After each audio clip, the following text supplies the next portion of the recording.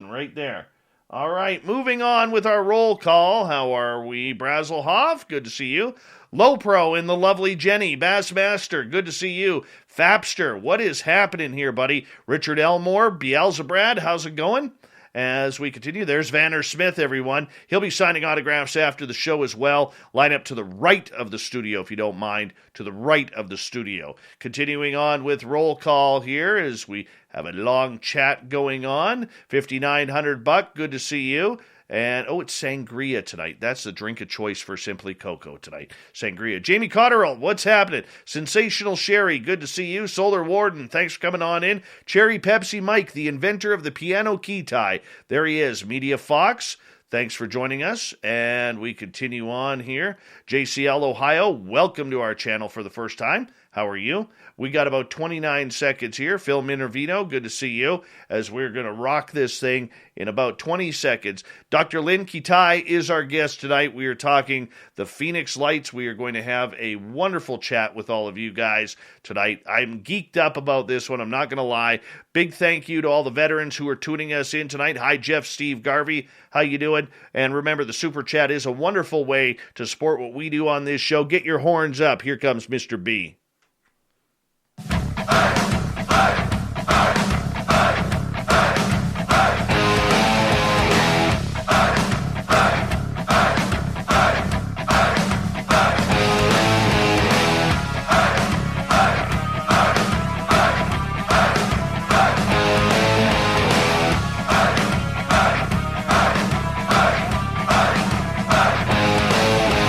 From the mountains of central British Columbia to you listening around the world, this, my friends, is Spaced Out Radio. I am your host, Dave Scott, sitting in the captain's chair of SOR headquarters.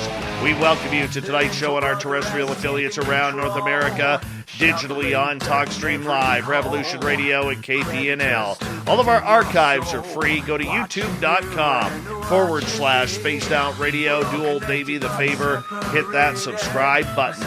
You can follow us on Twitter @Spaced Out Radio and on Instagram, Spaced Out Radio Show. Our website is spacedoutradio.com. We have a plethora of features for you, including Rockin' Out to Bumblefoot, checking out our swag, and Shirky Poo's Newswire.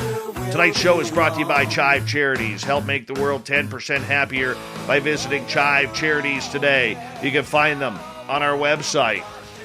Dr. Lynne Kitei is an internationally acclaimed physician and health educator for over 40 years who published and pushed aside her accomplished medical career to pursue answers for the silent, mile-wide, and very large V, delta-shaped and boomerang-shaped objects that were witnessed by thousands of people back on March 13th, 1997, throughout Arizona, as well as Nevada, New Mexico, and California. She's also photographed these true unknowns called the Phoenix Lights, up close and personal prior to, then during, and after what is now hailed as the most witnessed, most documented, and the most important mass anomalous sighting in modern history. The website is thephoenixlights.net, and I'll tell you, this is one of my favorite UFO talks that we have ever had on this show.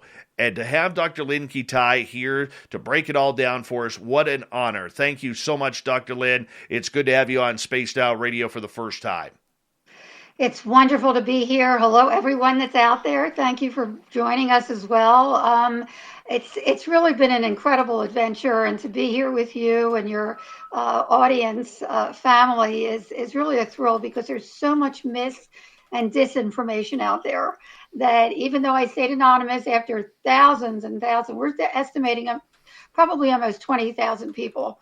So what I had been witnessing and documenting on film for 2 years prior to the mass sighting, which blew me away, and I knew nothing about this topic at all.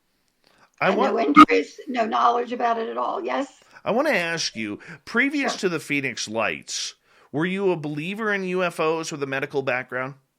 You know, I was a healthy skeptic. I am a healthy skeptic. One must be. When you're a physician, anything can come walking through the door, and you have to be open to it. So I've always been open. I have to see it to believe it. And boy, did we see it to believe it. And if you want me to go back to when it all started for me, because again, I had no interest or knowledge in this topic at all. And what's really interesting, I mentioned to you before the top of the show, that my background, which is really ironic in itself, because I've been dedicating my life's work to community education of vital health issues for over now 50 years. Was the health reporter at NBC in Philadelphia, Pennsylvania, in 1976. Went there with an idea, nobody was doing it, and I saw the need to wake people up to the reality of different health issues.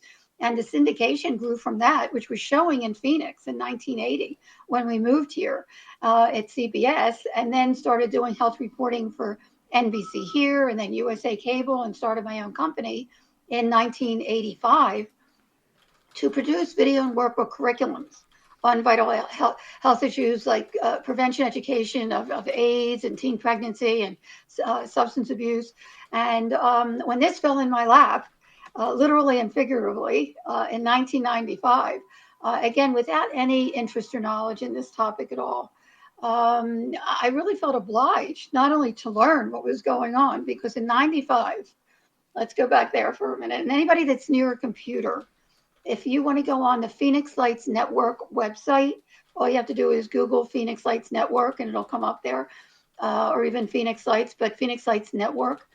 And you go to the photo page. It is packed, by the way. The site is just packed. I wanted to get something out there that was free and that people could explore and consider and learn.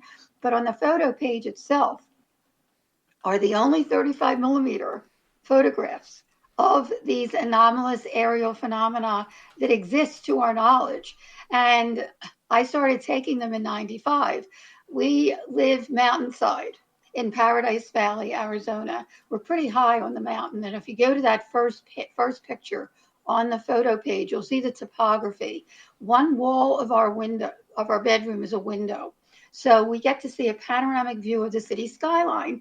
And we also see Sky Harbor International Airport. So we see planes and helicopters and streetlights and car lights and all that. Very familiar. This was very different. Actually, I was in an adjacent room. And by the way, Dave, there were a lot of coincidences. I don't believe in coincidence anymore. I don't know about you, but it's just amazing, especially if you read the book, when you see how the puzzle pieces keep fitting together. But this was the first one. It happened to be the eve of my birthday, February 6th. My birthday's February 7th. So this was like a really cool birthday gift, okay? But anyway, I was in a hot bath in a room adjacent to the bedroom. My husband, who's also a physician and a healthy skeptic, even more skeptical than myself, was standing at this big picture window. One wall is a window, talking to my mother-in-law back east in Philadelphia, because she called to wish me a happy birthday. Now, he was on several state and hospital medical boards at the time. Nothing ever ruffled his feathers. But suddenly he starts yelling, "Lynn, get over here quick. What the hell is that?" And I grab my towel, wringing wet, go over to the window, and a little below us, we're really high on a mountain, and a little below us, about 50, 75 feet off the desert ground, which was very treacherous and steep.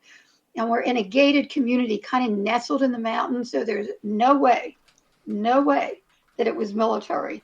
Were 3 amber orbs in a pyramid formation, one on top, very closely aligned. Underneath were 2 underneath. And it was like, what the Jesus is that?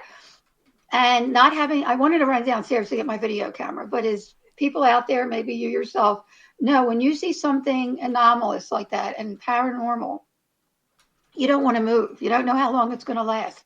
So I tried to take everything in mentally, the size, the shape, the color. They were about 3 to 6 feet each, depending on how close they were.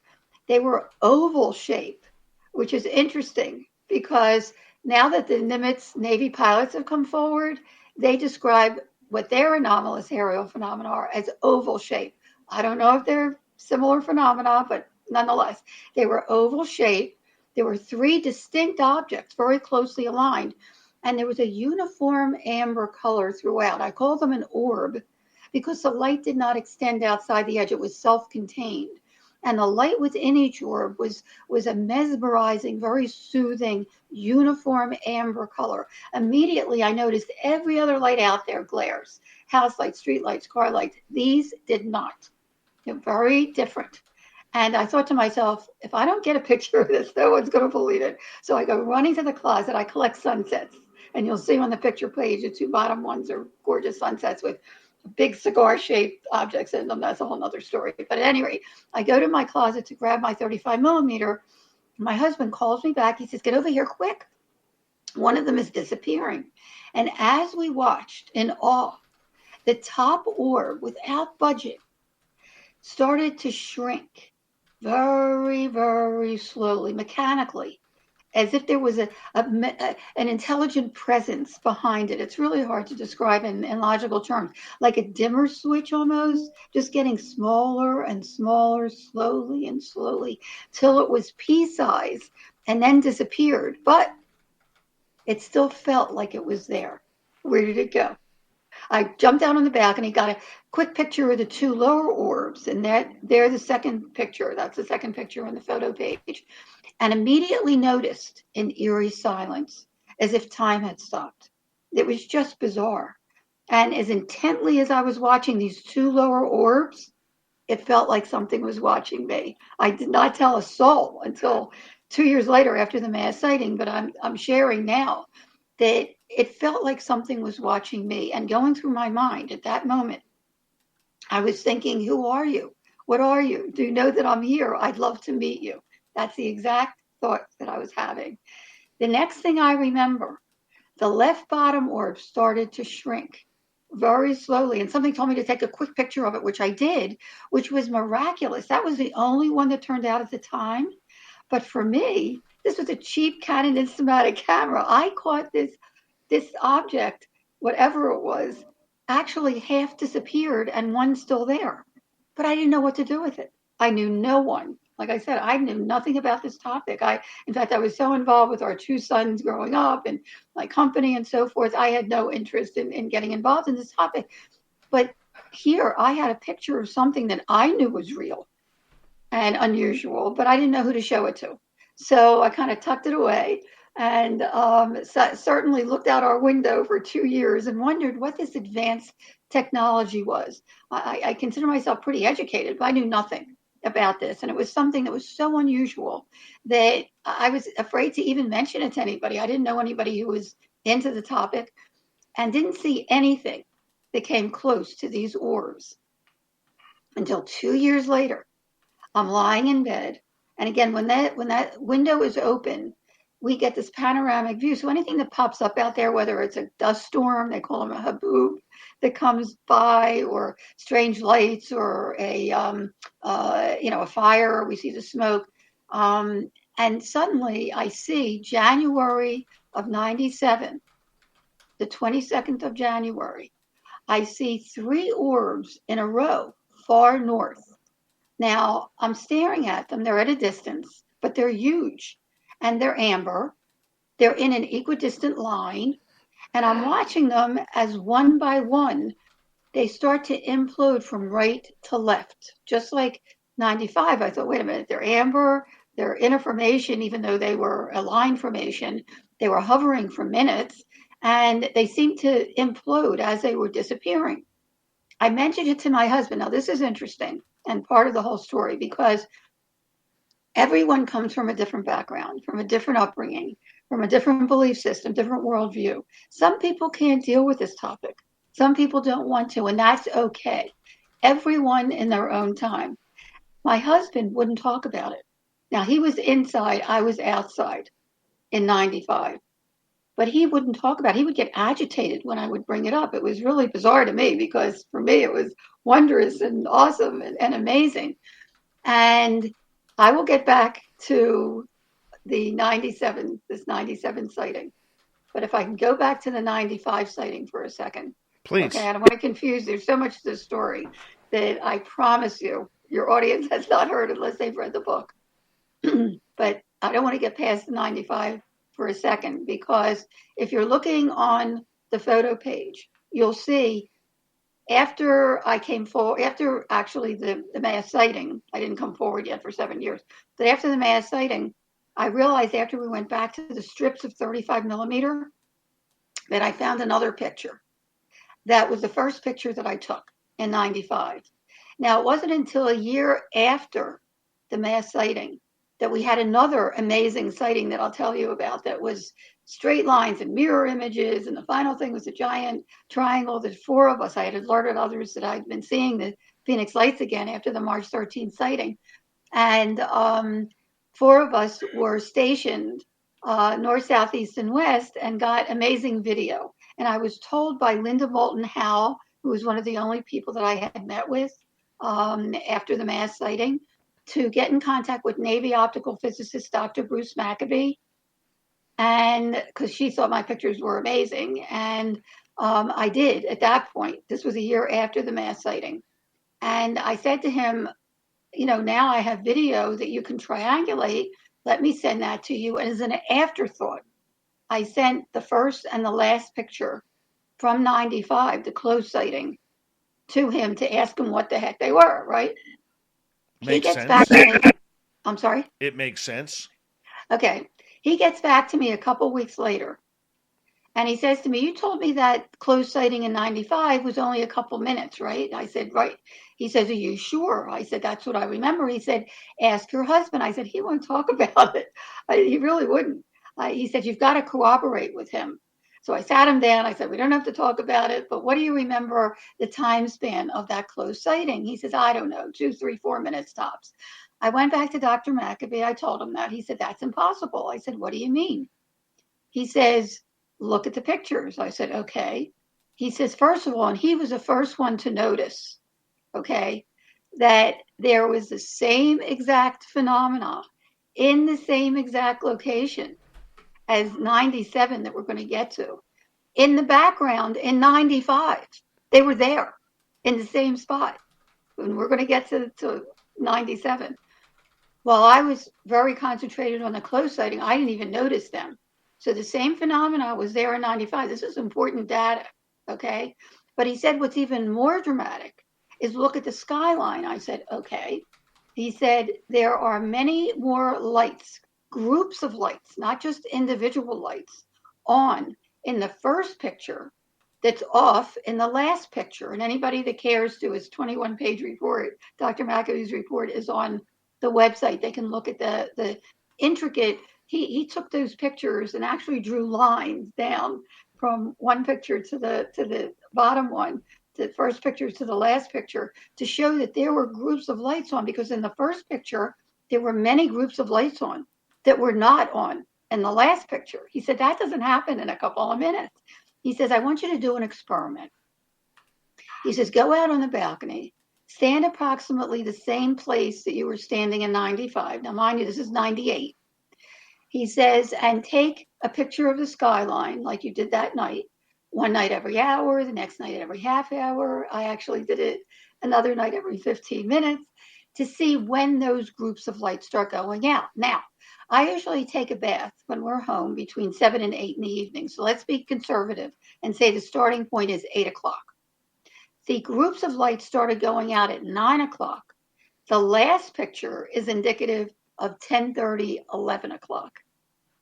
Okay, and he says to me, may I present this case at the upcoming 1999 MUFON, Mutual UFO Network, International Symposium in Washington, D.C. I said, Dr. Maccabee, this is your baby. Just don't mention my name. I want to stay anonymous, which I did for 7 years. And he was kind enough, along with just a handful of people that knew the data that I had, that did keep my name out of it. He presented the case in 1999 as the first, and as far as we know, the only authenticated photographic evidence of missing time.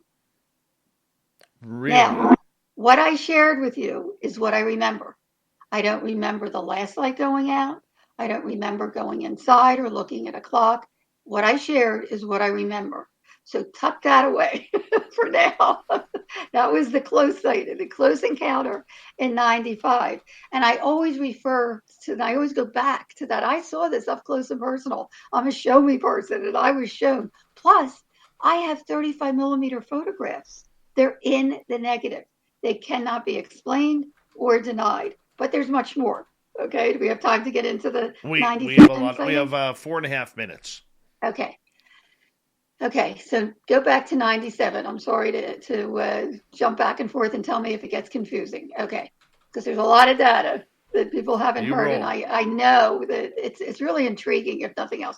Anyway, so here I see those three lights. They disappear. They're at a distance. I mentioned it to my husband, and he started to joke. He said, "Do I still have to go to work tomorrow?" I mean, he didn't want to hear about it. Okay. The next night, he was at a medical board meeting, and I was at the sliding glass door. I look out the sliding glass door, which is perpendicular to the big window that I went out on the balcony the night of 97, and I see the same three orbs are now in front of South Mountain. And I knew they were in front of South Mountain because South Mountain is just behind the airport, Sky Harbor International Airport, and there's red blinking lights on top of the mountain to alert airplanes coming into Sky Harbor that there's a mountain there, right? And this was lower and in front of the mountain. So I figured enough. I run downstairs, I get my video camera, I get outside. I got about 18 seconds worth, the battery goes dead. I go inside, I hook it up real fast, I go outside, they're gone. About 8:30, my husband comes up the drive. No, this was 8 o'clock. About 8:30, my husband comes up the drive. I go outside and I said, honey, remember I told you about the three amber orbs in an equidistant row last night far north? Well, about a half an hour ago, they were right in front of South Mountain. As I'm pointing like this, they reappear in the same spot. I kid you not. I thought, whoa, I got to get a picture of this.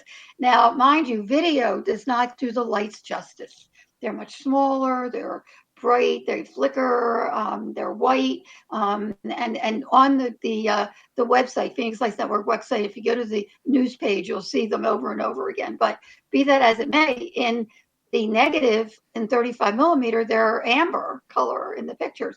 So, and they can't be denied, they're in the negative. But anyway, I run upstairs, I grab my 35 millimeter, I get out on the balcony to shoot the three lights. Suddenly, six lights pop on across, equidistant from each other, massive span over a mile wide. And I started to shake. Not having an explanation for the 95 sighting, it just popped in my head. Is this a mothership or a fleet? It was really unnerving, but I kept clicking away. Thank goodness I did, because those pictures, to me, they're a smoking gun. The second picture, anyone that's on the Phoenix Lights Network website on the photo page will see. The first picture is kind of wavy because I was shaking, but the second picture is this V, like a bright light in the middle with two on each side, with it seems two underneath, right? Well, 2 months later, during the mass sighting, thousands of people would describe five lights in a V formation with two trailing lights. Okay, this was 2 months before. Okay, the next picture, as the three are disappearing underneath, now there's one underneath. It looks like whatever this V was started to turn. Okay, and the last picture is really significant because you can see that the one closer arm, the lights are bigger, and in between, the further away arm, the lights are smaller. Okay, and this has all been analyzed by university and military optical. I've gone to great lengths to have them analyzed and authenticated. At any rate, I run inside.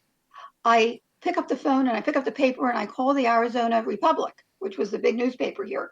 And I said, somebody's got to get out there quick.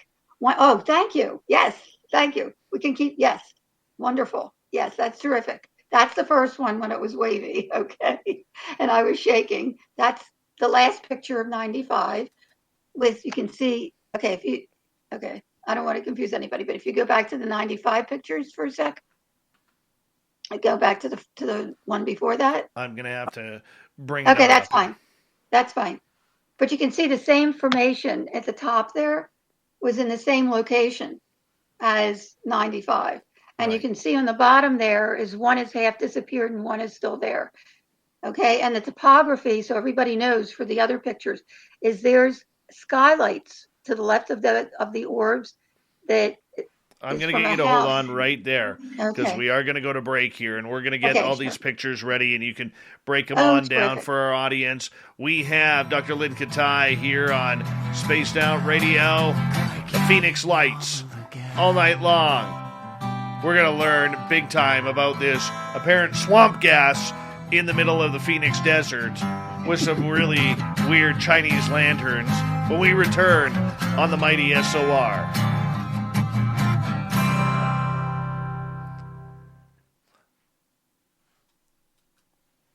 All right, let me get those all downloaded here. Okay, I'm sorry. Am I confusing everybody? Because I'm jumping around? Not at all. Just I wanted to get the missing time out of the way because, it gets more confusing when you go ahead and then I go back. So. There we go. That's where I got them here. Hold on. I'm going to just get all these over here from 1 to 2. I'm going to bring them all up here. Oh, that's great. I should have asked you if you could do that before because we've been doing that. That's okay. Old Davey can do them right now. I love these. Okay. No, that's fabulous. So you can show them. That's great. We just have to remember to break them down for our radio audience. Oh, okay, yes. Yeah, visual is always better. So that's great. I agree. So you just tell me what slide to go to, and I've got them all numbered here. Oh, that's great. Yeah. Am I okay, or am I talking too fast? And you are doing beautiful. Me? Okay. You are beautiful. There's so much to share. And as I told you when we talked on the phone, I get very passionate and, All right. I have to calm down. There we go. We are all good. Hi, Anonymous Rex. How are you? Advocate for Peace. Welcome back. Who else has joined us here during the break? I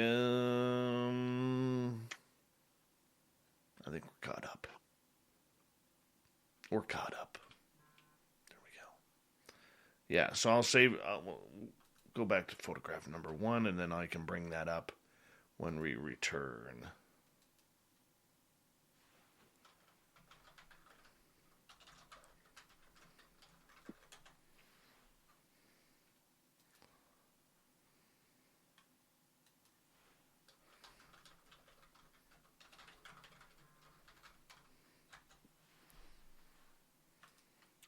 All right. Hi, sweet Donnie D. All right. I'm so excited you're here. Oh, I'm excited to be here. I have to tell you. Love to tell the story if you can't tell. I don't blame you. Because there's so much that people don't know, and it's like, whoa. That's why I finally decided to come forward. It's like, come on, got to set the record straight here. Yeah, I really do not blame you. Radagast the Gray, welcome to our channel. If you're new here, don't forget to hit the subscribe button. We'd appreciate that. So exciting. So exciting. Especially since they're appearing worldwide now and people say, whoa, there's a Phoenix Lights. That's pretty cool. Mm-hmm.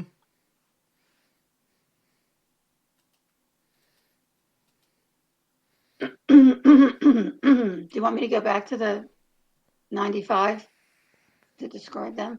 We can do whatever you want. Just so people can see what we were talking about, the ones that Sure. can. Yeah, we can do that. So sorry. That's okay. The allergies here because there's a lot of wind happening. Yeah, when I woke up this morning, it was... Well, let me get the translation here. Right, Fahrenheit to Celsius. So, at my house this morning, it was 14 degrees Fahrenheit minus 10 Celsius. Are you kidding me? Oh, yeah. It's beautiful. Okay. It was beautiful. Gorgeous Pam McSee, how are you? Mr. President, welcome back. Spooky Morales, Lori, Mark, Nicola, R&R, and Smithy, thank you so much for the super chats. It's a great way. Thank you again, R&R. It's a great way to support what we do on this show on a nightly basis. So thank you guys so much. I really do appreciate it, and really do love the fact that you guys support us that way. So yeah, minus 10 this morning. And let's see here. What's the temperature going to be this week? Let's see.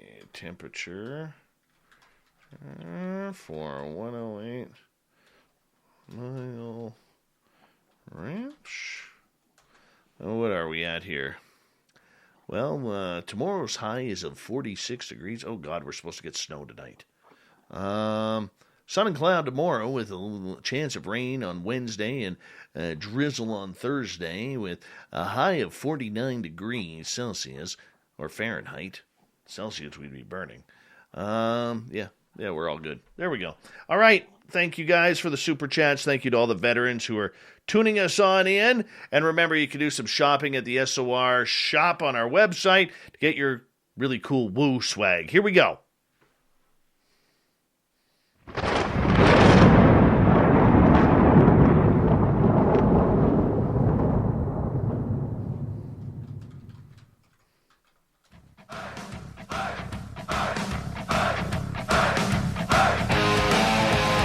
Second half hour of Spaced Out Radio is now underway.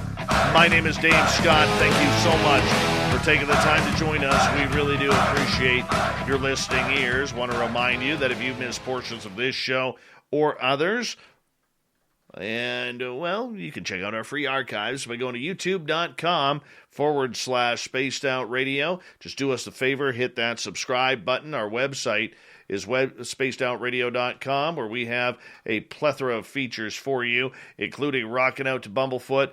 Check out our swag and read up on Shirky Poo's Newswire. Follow us on Twitter at Spaced Out Radio and on Instagram, Spaced Out Radio Show. Here we go. Dr. Lynne Kitei is here, and we are talking the Phoenix Lights all night long. Why? Because I've wanted to tell this story for a long time and get in depth. Dr. Kitei, welcome back. So wonderful to be here, and I'm so glad we have some pictures up now that people can see that are able to, and if you're not able to, just go on the Phoenix Lights Network website photo page, and you'll see this one. The first picture is of the topography, and what's interesting about this and why I took this particular picture is, first of all, that's the view from our mountainside home. We're pretty high up on the mountain there, and one wall of our bedroom is a window, so we do have a good view of the skyline and Sky Harbor International Airport. And if you look at this picture, you'll see, first of all, in the bottom left is a car on the road, and you can see how those lights reflect onto the road. Very different than the true unknowns. I try to be as scientific as I can with the data, Dave, and help people understand how different these objects were, these unexplained aerial phenomena, anomalies were. The orbs of light did not extend outside the edge. Now, to the right of that car, you can see a line of lights, which actually are skylights on a house down the road. That's the car, and that's skylights to the right of that, right there, to the left, to the left, to the left, to the left. A little bit. Yeah, there they go. Now, what's significant about that is that those skylights coordinate, if you look straight up, to where South Mountain on the left and the Estrella Mountains some miles back on the right intersect. A really cool story. I mentioned that there were coincidences, and at this point, I'd love to share with you this one coincidence that happened 6 months before the mass sighting. Because we're getting closer to the mass sighting now. I was talking about the January 97. Well, 6 months before the mass sighting, I was invited to present my substance abuse prevention education program at the Gila Bend Indian Reservation, which is in the basin in between those two mountain ranges. Very sacred ground. And they don't talk to outsiders, but I helped out the principal. And after the mass sighting, and if you look on the other pictures on the photo page, you'll see consistently these UAP, unexplained aerial phenomena, keep popping up right where South Mountain and the Estrellas intersect. So I called him up and I said, did anybody happen to see strange lights on March 13th? And he started to giggle.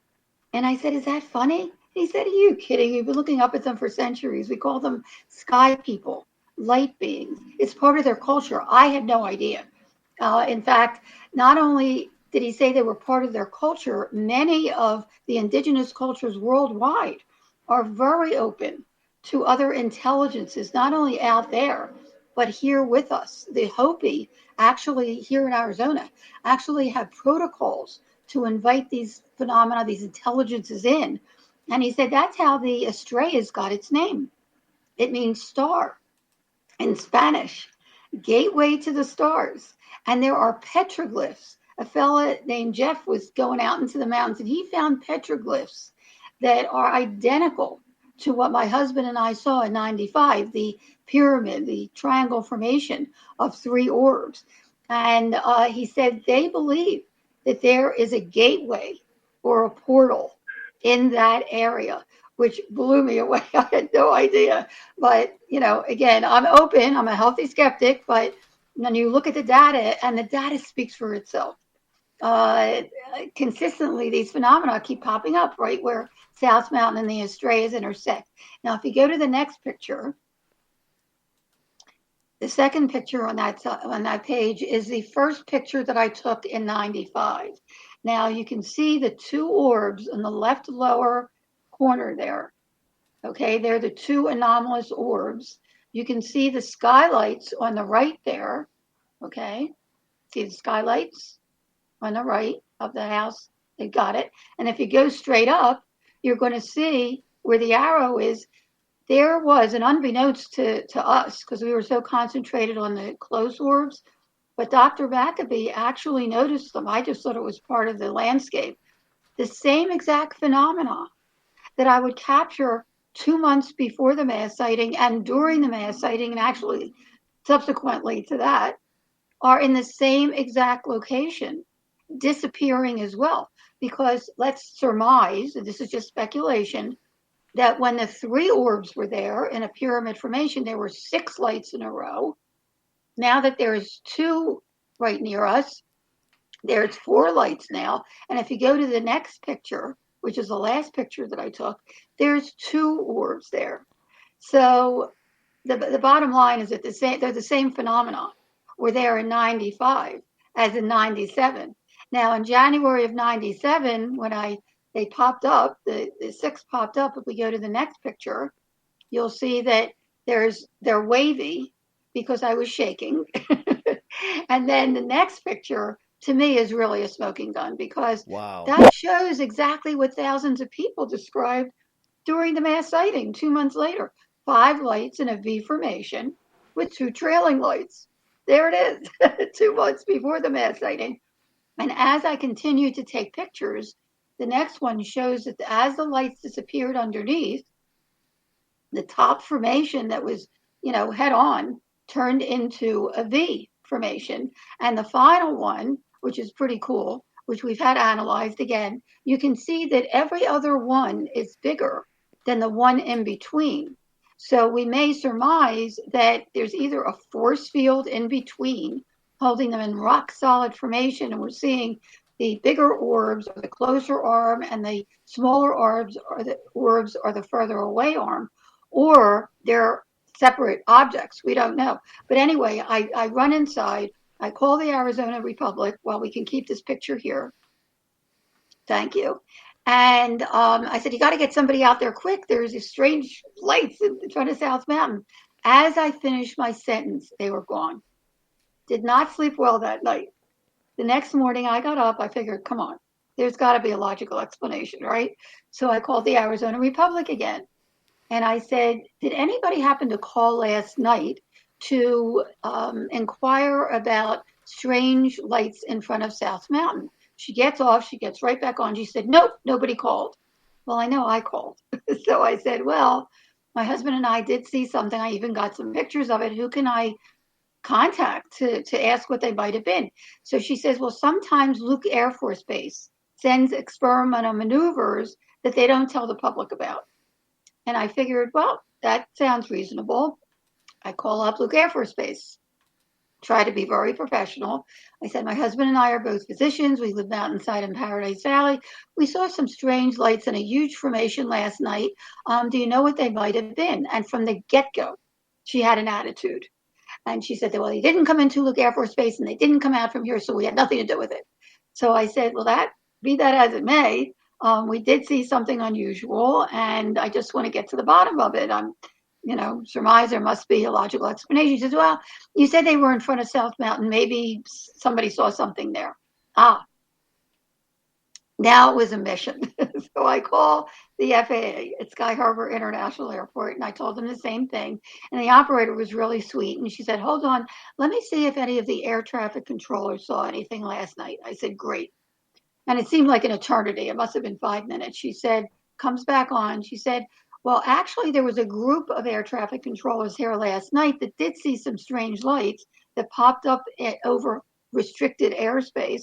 And a couple of them are here this morning. I said, oh, please, can I just speak to someone? I'm sure, most anomalies can be explained. Only a small percentage cannot. But I just want to make sure that we saw the same thing. She said, hold. And it seemed like an eternity. Finally, this guy gets on the phone. Now, I met him subsequently for a briefing. Really low-key guy. He was more excited than me. He said, did you see this? We think we did suffer from each other and offering information last night at 8:30. I said, yes, that's why I'm calling. He said, well, there were 3 at 8 o'clock. I said, I saw them too. He said, I can't believe you saw them at a distance. I'm so glad you called. He said, because the 3 popped up at 8 o'clock. They looked on radar. Nothing showed up on radar. And they got alarmed because there's a 30-mile radius around the center of the airport. Class B restricted airspace. Anyone that goes into that airspace, especially 1,000 feet that these were, must call into the tower. And no one did. And then they disappeared. And when they popped up again, the 6 popped up at 8:30, they really got nervous. So they took up their high-powered binoculars to look, and in his own words, he said there were 6 points of light, totally equidistant from each other, massive span, over a mile wide, that seemed to be attached to something, but they couldn't quite see what these lights were attached to, or had a force field holding them in rock solid formation. And he was a meteorologist as well. And he said, and the entire thing turned as a unit against the wind. That's another important point. Elevated slowly and then moved in synchrony behind South Mountain. So I said, so what were they? And there was silence. And then he said, beats me. I said, you're an air traffic controller. You're supposed to know what's in our airspace. They ruled out every conventional aircraft, balloons, Chinese lanterns, flares, even skydivers with holding lights. They ruled out everything imaginable. They could not decipher what these phenomena were. There was a whole group of air traffic controllers up there that saw this.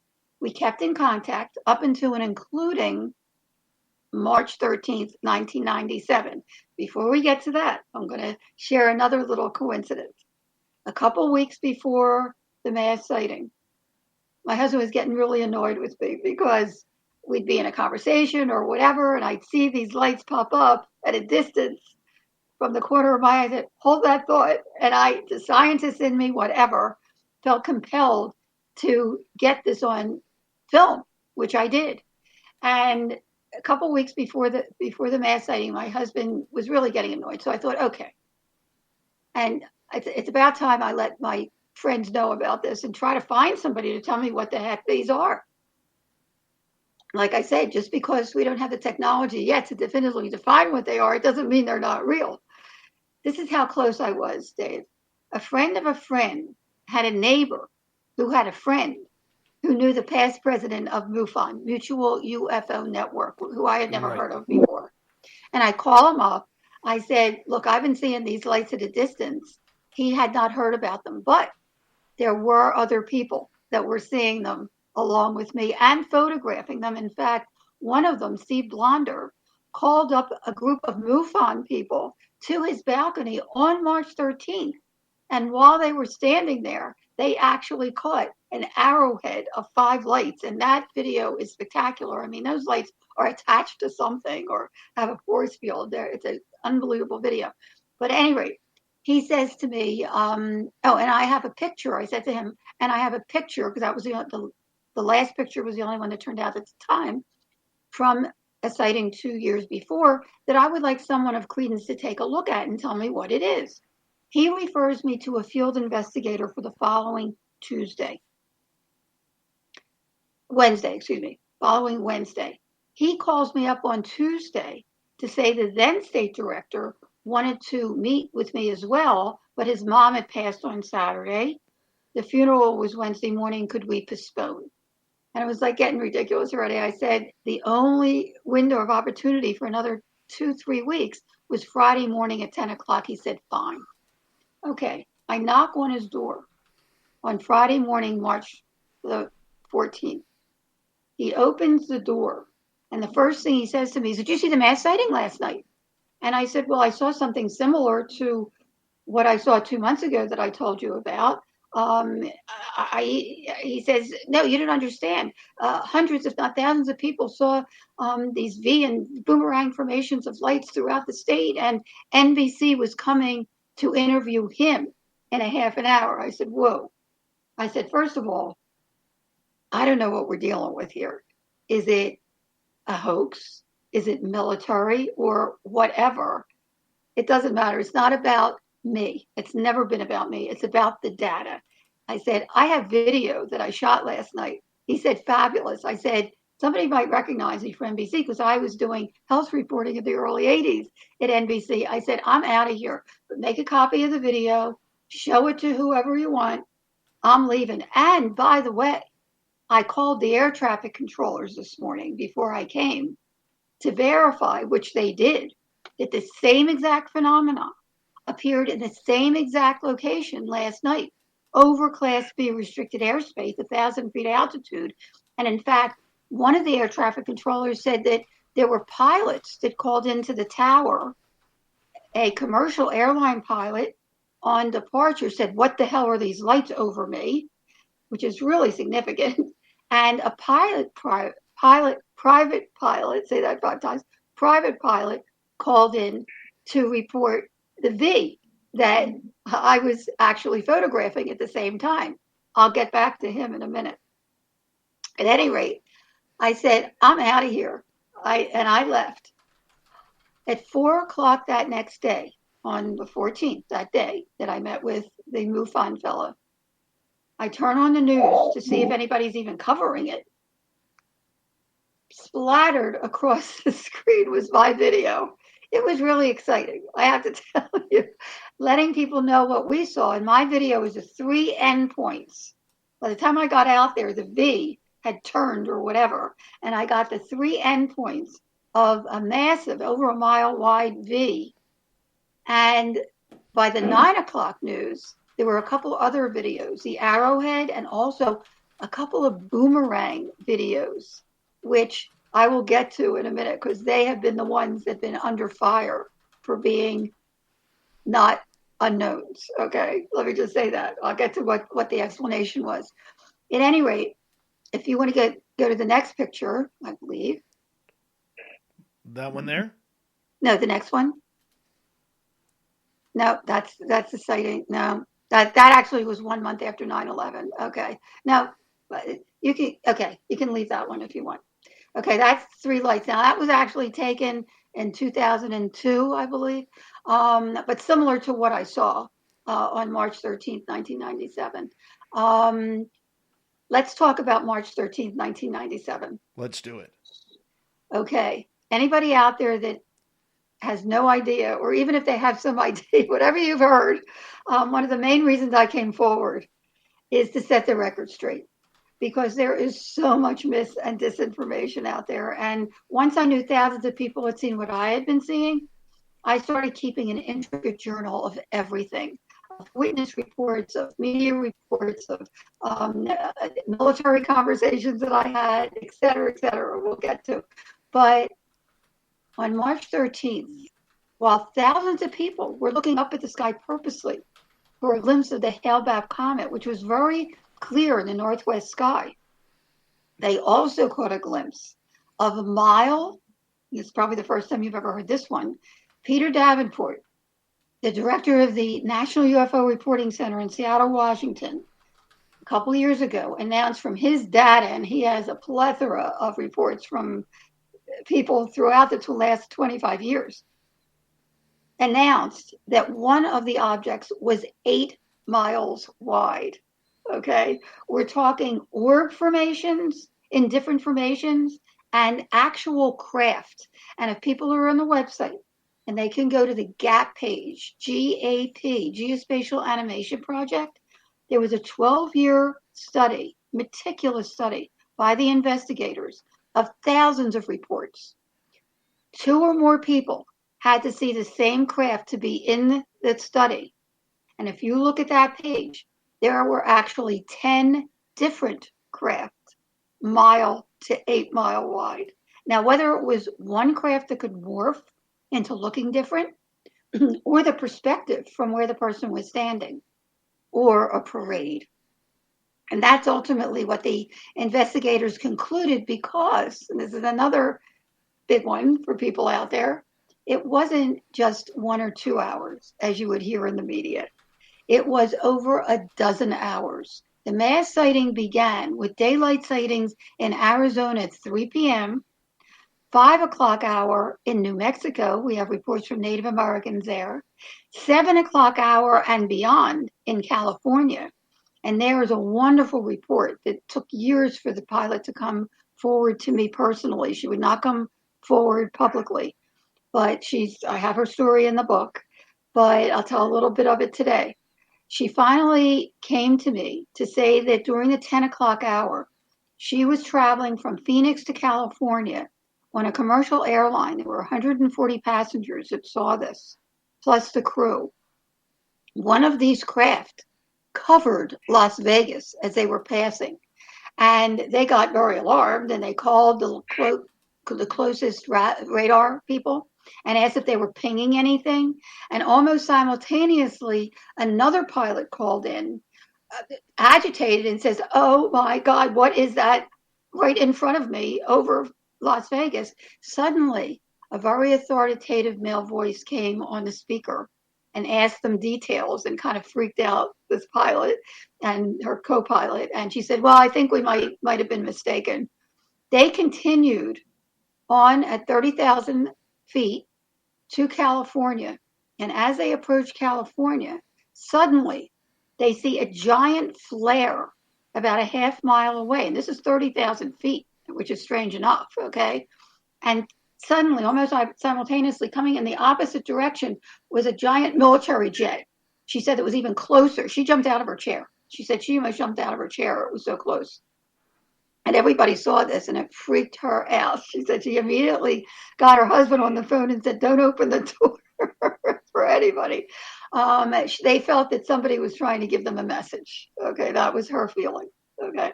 At any rate, these sightings continued.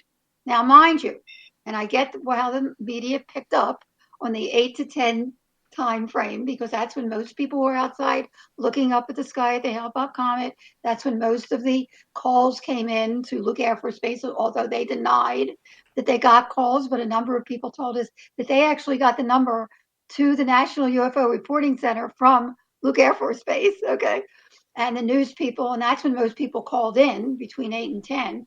But the sightings continued all the way until 5:30 the next morning. Wow. The Boeing crewman, okay, I'm on my way on a flight, finishing the second edition. The book is now in its 4th edition. I was finishing the second edition of the book. I think I was going for an interview for Dateline NBC, and this whole family was around me. The parents and some grandchildren were in front, and the grandfather was next to me, and one of his grandkids was next to him. And I'm finishing the book, and he looks over, he says, "The Phoenix Lights, I saw them." I said, "Really?" I said, "Please tell." And he says, "I'm a Boeing crewman." He was a Boeing crewman. He said his entire crew was coming into work at 5:30 the next morning. Real credible guy. And one of these craft, over a mile wide, was hovering over their tarmac. Oh my goodness. So we're talking over a dozen hours. Do I have 1 minute to just say one more thing? I'm going to cut you off right there, because we are going to go to break here at the top of the hour. An incredible detailed story of the Phoenix Lights, March 13th, 1997, and we're just getting into this with Dr. Lynne Kitei here on Spaced Out Radio, and I'm so pumped up about this one. To me, this is the UFO story that needs more answers than questions.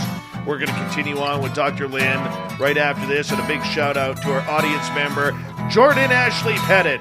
It's her birthday today, so happy birthday, gorgeous Jordan. Nice to have you here with us. Hour 2 next.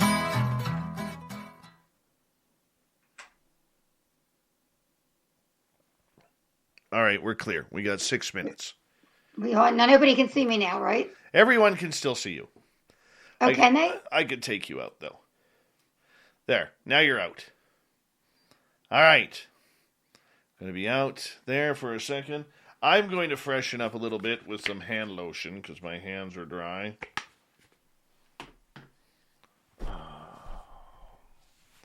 This is awesome. Ufologist, how you doing? That was a nice shout out to Jordan by Dave.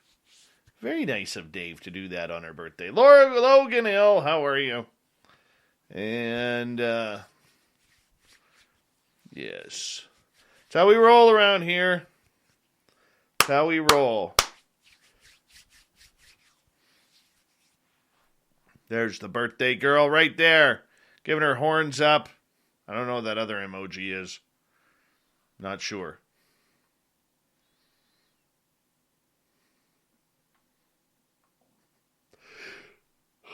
Excuse me. Are you ready to come back? Boring? No. I work 2 jobs. Do you? What do you do? I work in finance during the day, so I have a desk job where I fall asleep all the time. My boss laughs at me, and then I have this one. Good for you. And who else has joined us here? There's Zero Cool and gorgeous Pam McSee, the birthday girl right there. And I think we're caught up. It's all good. Look at Gary Voorhees and his power beard right there. Hold on, where is it? Right there. You don't get a beard like that unless you served on the USS Princeton in 2004 during the Nimitz incident. That's how you get a beard like that, people. Mm-hmm.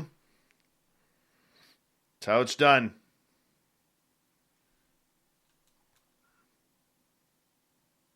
Reverend Keith, amen to you, my friend. This is my spiritual guru right there, Reverend Keith. Hello, gorgeous Marie in LA. How are you?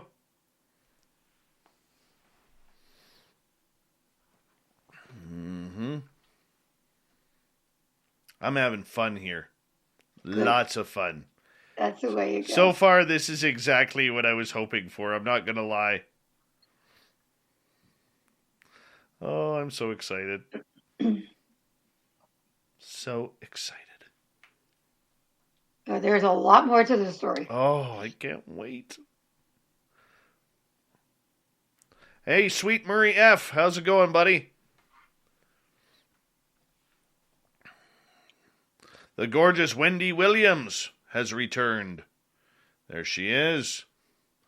The Quick. What's happening, man? Andrew, what kind of car are you shopping for? Please tell us it's not a Toyota Prius.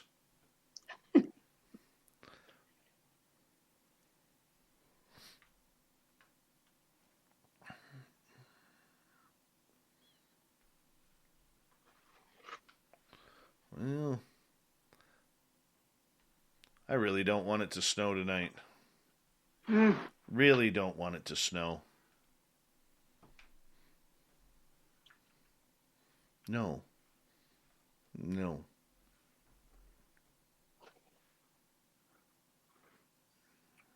We have about just over 2 minutes. I want to say a big thank you to Magnus, to Gary, to R&R times 2, Spooky, Lori, Mark, Nicola, and Smithy for the amazing super chats. It's a great way to support what we do in this show on a nightly basis. So thank you so much for all of your support. Thank you. And we got 90 seconds. About 2 minutes. After this one, we'll have 90 seconds. Can I ask a question? Sure. Is it possible to show a video from the news page when I tell who that pilot was?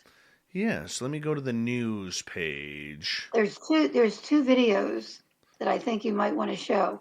The Symington, and I apologize. I would have sent it to you.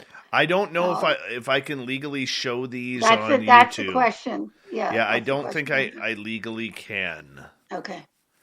Yeah, because if they were your videos, I could, but because they're a news outlet, right, I cannot. Okay.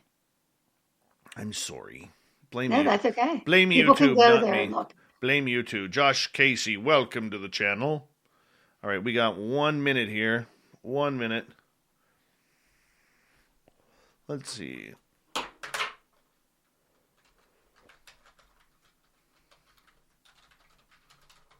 Let's see what we're up to. And remind me to tell you about the Raising Arizona thing. All right. It'll freak you out. All right. Right now, by the way, it's 2 degrees Celsius, 35 Fahrenheit. Oh, Jesus. Yeah.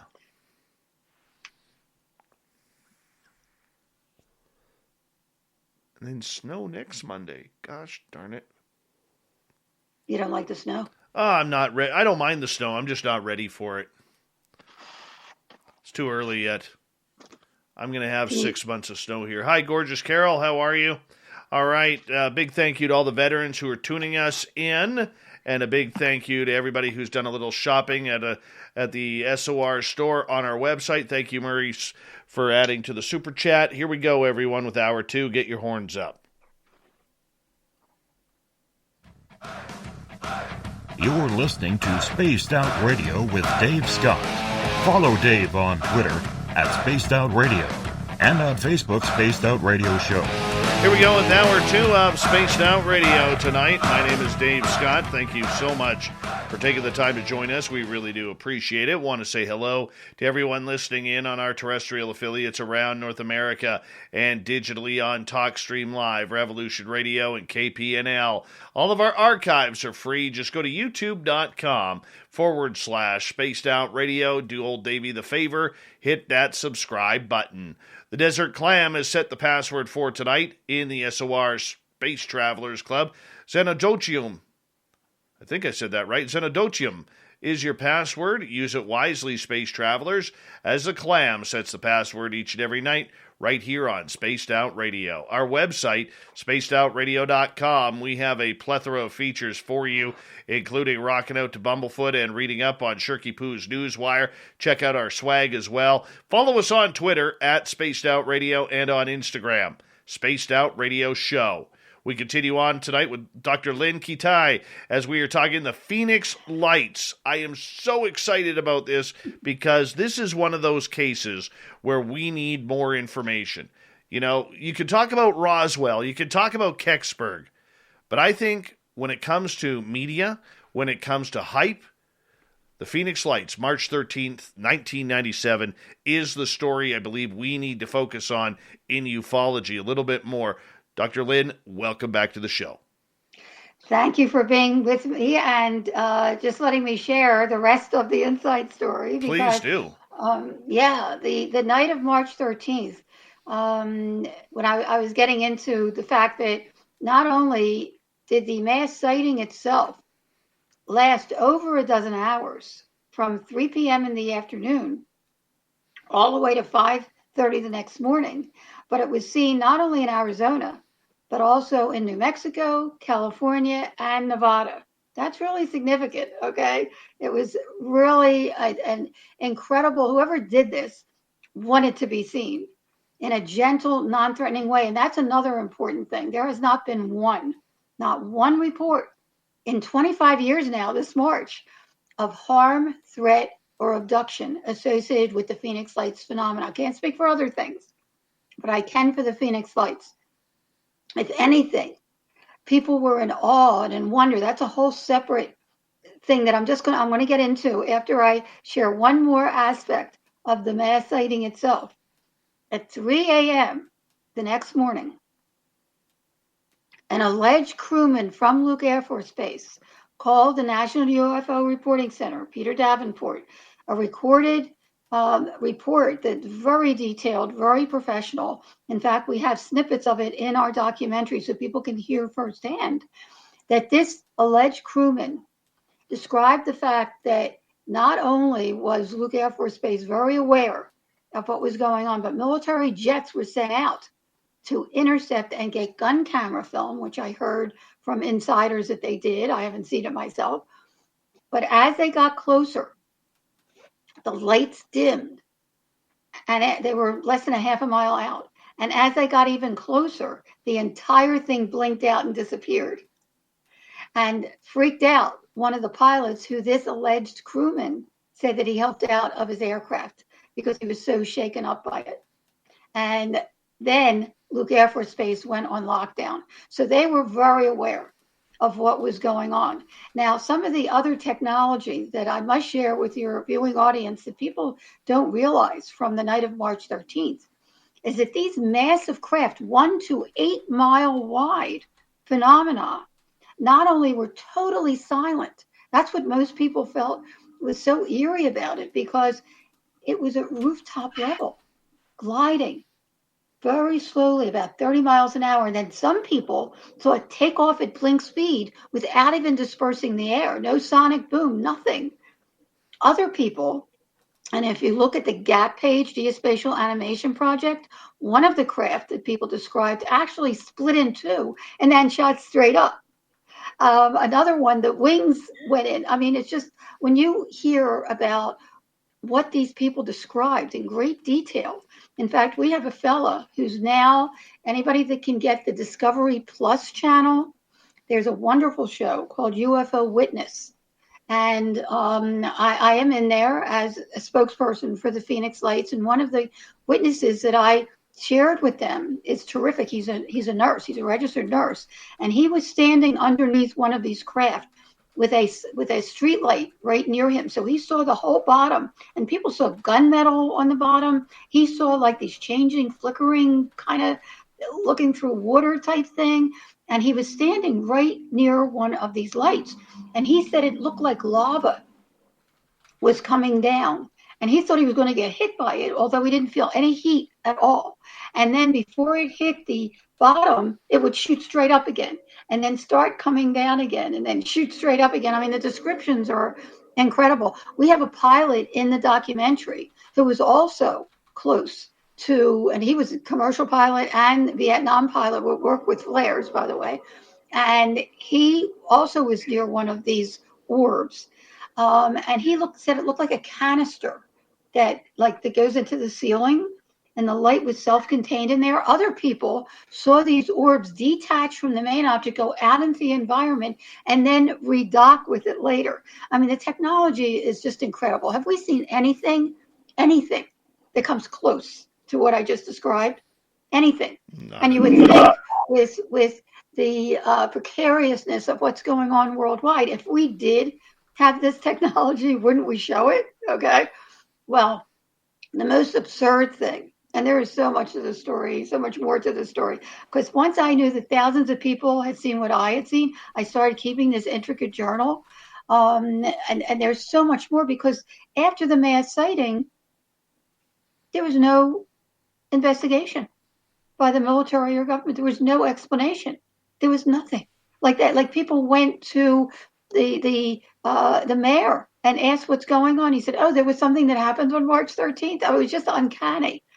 In May, okay, former councilwoman, vice mayor, the only person that came forward, Frances Barwood, asked innocently. She didn't see it, but her constituents kept asking her, what are you going to do? I mean, even though it was a public safety issue, because it was so low, she asked innocently in a council meeting for an investigation, and she was plastered. I have to tell you, the ridicule and the snickering and the discrediting of people, including her, anyone that came forward was rampant in 97. It was awful. I was so happy to stay anonymous. I really stayed anonymous for 7 years, collecting data and educating myself. I knew nothing about the topic, and I was blown away. In fact, just a little bit of a history. I had no idea that these phenomena have been occurring since human documentation began.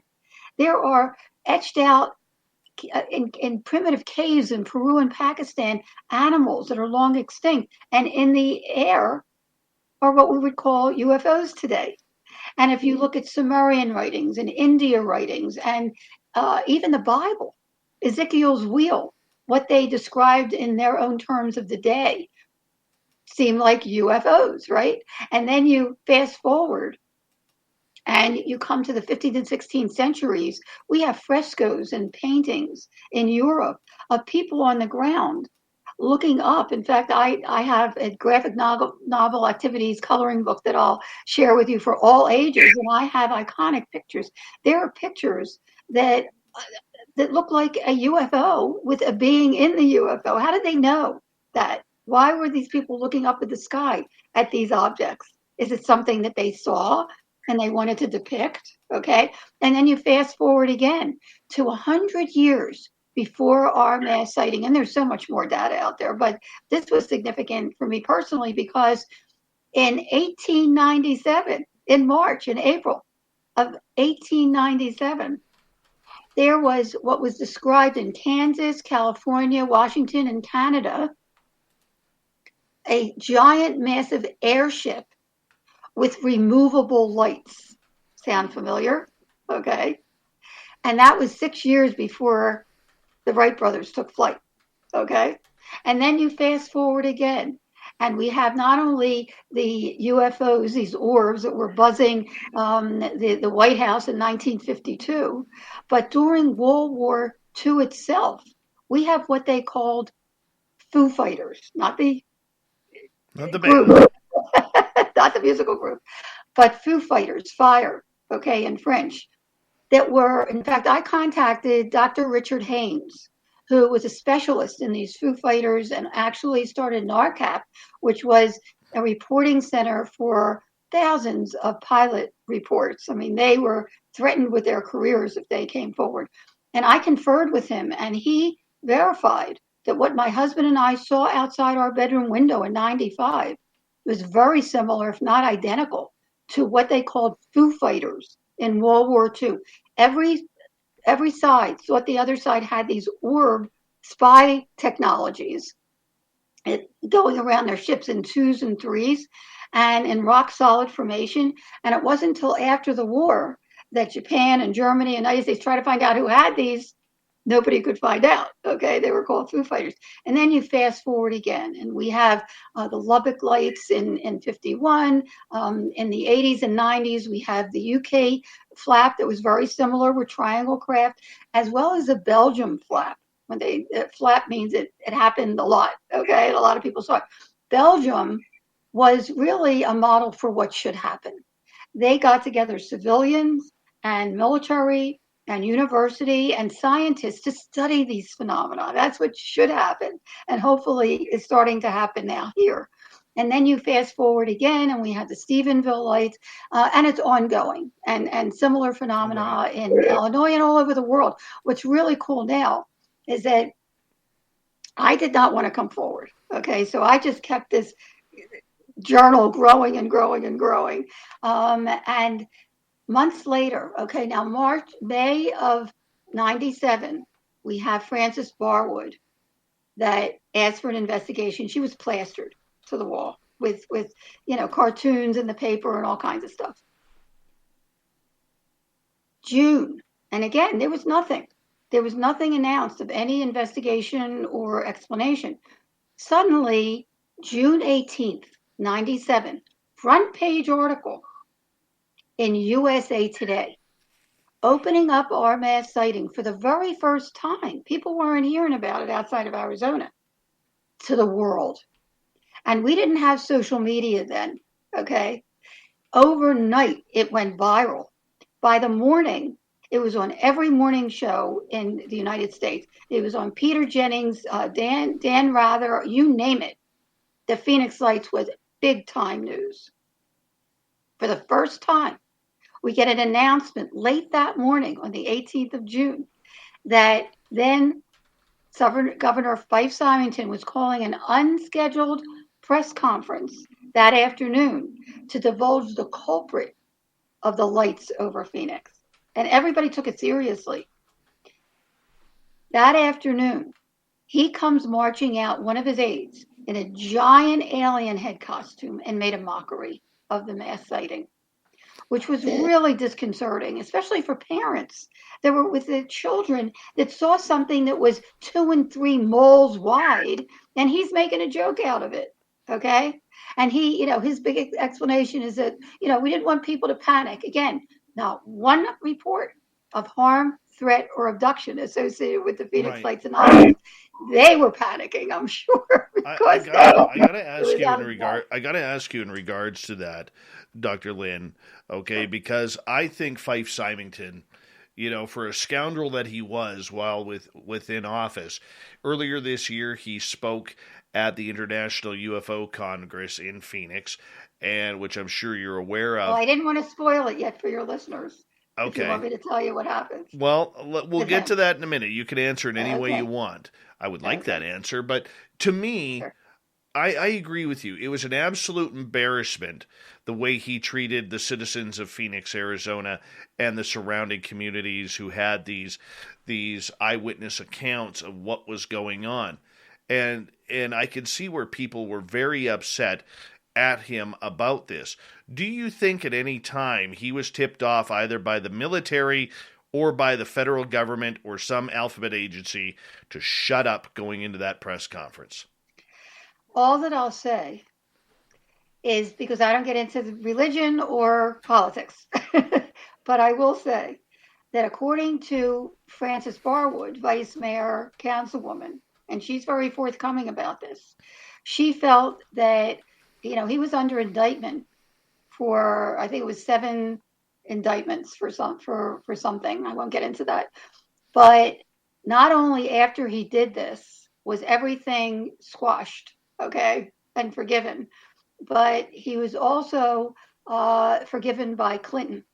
I don't know if you know that. Wow. Yeah. So I don't know. Ask Barwood. That's a little coincidental. The point is, because the story gets better. Okay.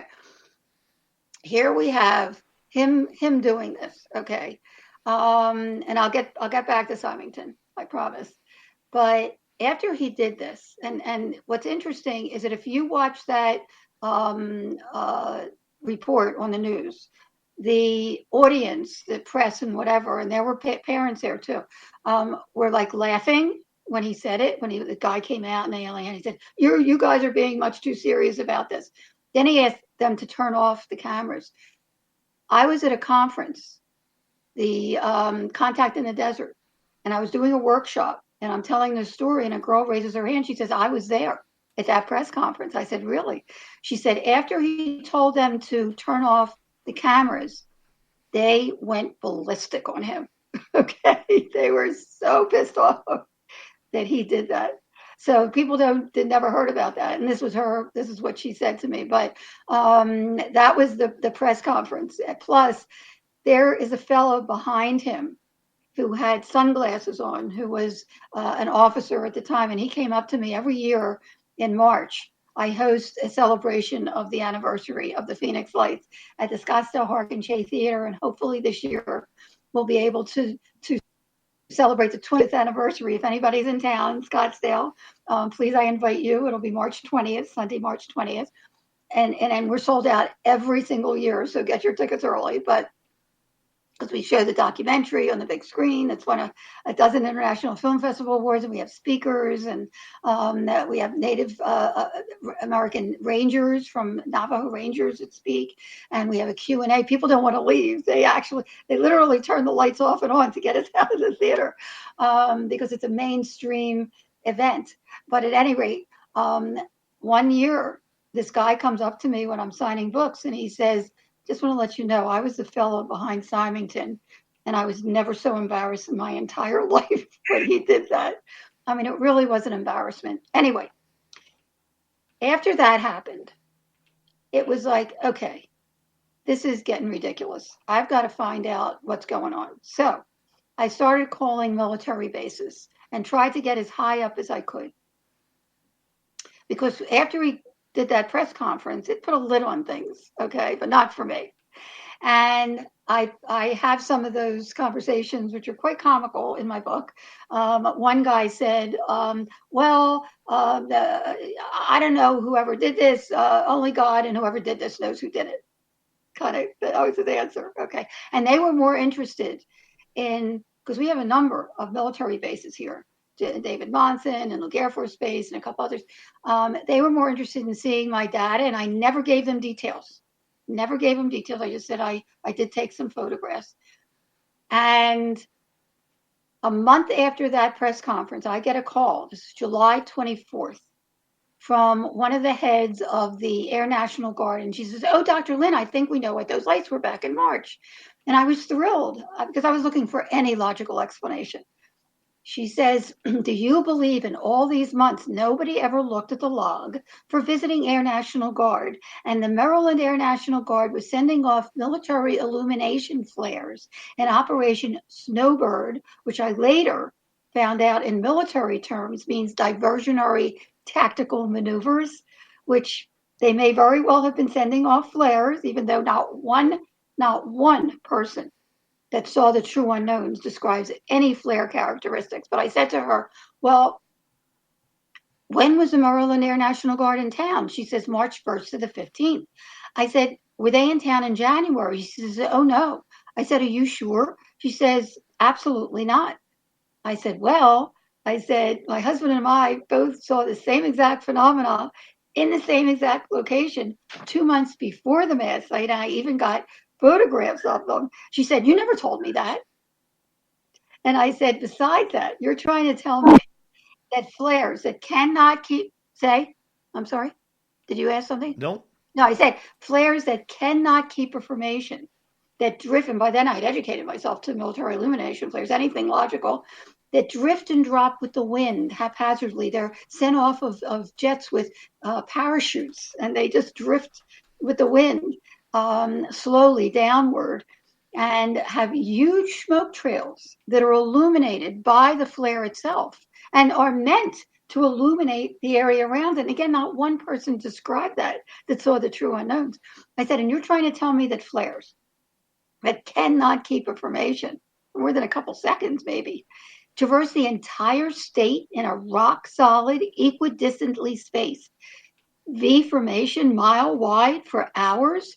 And she says, "I have a call coming in. I'll get back to you." Well, I'm still waiting, Dave. That call 25 years later. Anyway, that convinced me more than ever that, whoa, something's going on here. Okay. Well, interestingly, I actually called. Okay. She said that she had already contacted the Arizona Republic. I called them right after right after I talked to her. I called my sister-in-law in Delaware. It was her birthday, July 24th. And the first thing she says to me is, "Wow, Lynn, we just heard on the news that the lights you saw back in March, March 13th, 97, were actually flares." Now, they heard about it before we even got the announcement here in Arizona. Okay. Keep that thought. Okay. So how do they, news travels fast. Okay. But after I got off the phone with her, I thought, you know what, I've got to call the Arizona Republic and get this reporter to realize that there was a lot more to the story and that what we saw was not flares. How could he announce they were flares, right? And I get him on the phone. And I said, "Look, I'm saying anonymous, but I'm happy to somehow get you the data and share with you over the phone that there is much more to the story. And what we saw was not flares. They may have sent off flares, but that's not what the Phoenix lights were." And he says, "I'm sorry, I'm on a deadline." And he hung up on me. The next day, front page headlines, "Phoenix lights were flares."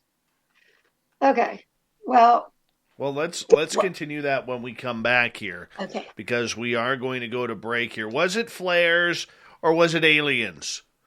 My hand is up for aliens, because that's what I believe the Phoenix Lights were on March 13th, 1997. Dr. Lynne Kitei is here tonight on Spaced Out Radio.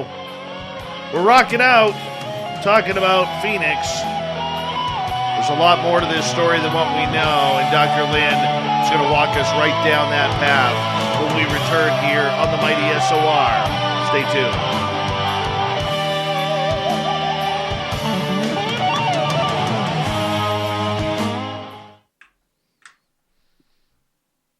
All right, we're clear. Okay, can you get me off from seeing everybody? Sure, I could do that for you. Uh, Hi, Eric with a K. Welcome back to your third favorite show.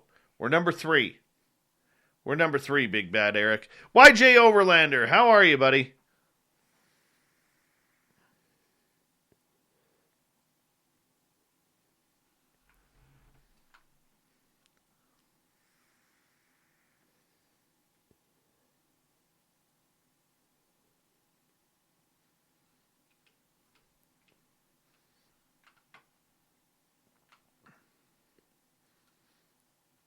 Number 3, Eric. Number 3, buddy.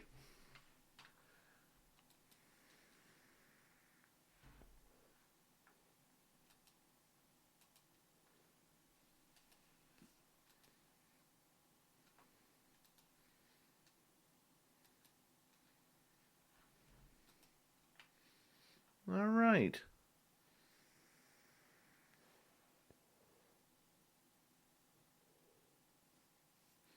Justin S., welcome.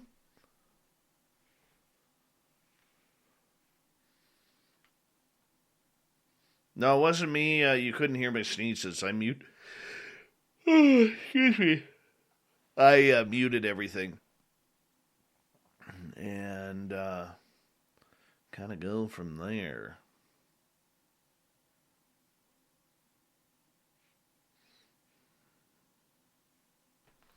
I think she's ready. Yeah. There she is. Can you hear me? I can hear you. Can they hear me? They can hear you. Hi, everybody. Everyone can hear you. Such a lovely turquoise on you tonight. Well, thank you. Appreciate that. Yeah, I hope we have enough time. I just want to get into a little bit of how it affected people in real time and long term. And I'm almost finished. I'm going to get to 10 years after the mass sighting. A couple of cool things happened. Absolutely. Absolutely. I'm at your disposal here tonight. So sweet. Thank you for listening and sharing. Oh, my goodness. I love this story. I love this story. I hope your audience does too. Well, there's much more to this story. I'm just giving you can you believe, the tip of the iceberg. Oh, I know. Enough to whet people's appetite that hopefully they'll read the book, because that was a 750-page journal that I squeezed down once I did a lot of soul searching, because I did not want to come forward, to 230 pages, and I've just been adding to it. It's in its 4th print. Well, I have a bunch of questions for you. So I considering I want to finish off the story real quick. Yes. I'll do that within 5 minutes. All right. Because you got my brain running around at like 168 miles an hour right now. And I thank you for that. Oh, yeah. It is mind-boggling, isn't it? Oh, yeah. Oh, yeah. So many questions. So many questions. We got a couple minutes here. Or no, we got, about 2 minutes. For some reason, I thought we were like half an hour ahead. David S., welcome to the channel. And Stu F. and Gerson. How you doing? Let's see. Who else do we got here? Ian Herndon. And Eric with a K. We are your third favorite show. We're number 3. We're in the bronze medal position again. It's been years since I was in the top 3. Years. Good for you. Yeah.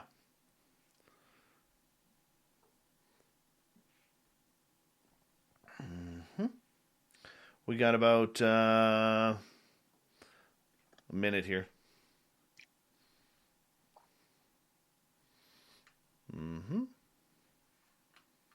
Are you having fun? I hope everyone's having as good a time as I am. I am. Very good. Good. This is one I may replay going into bed tonight. Oh. Well, I hope it gives you sweet dreams. Oh, yeah. Oh, yeah. Thank you, Lazarus. All right, we have 30 seconds. I want to say a big thank you to Science Bob, Murray, Magnus, Gary, R&R times 2, Spooky, Smithy, Nicola, Mark, and Lori for the amazing super chats. It's a great way to support what we do on this show on a nightly basis. Don't forget you can get your SOR swag by going shopping at our store on our website, so make sure you check that on out, especially you, Eric, with a K. All right, here we go, everyone. We got 5 seconds. Let's rock and roll. Phoenix Lights, here we go.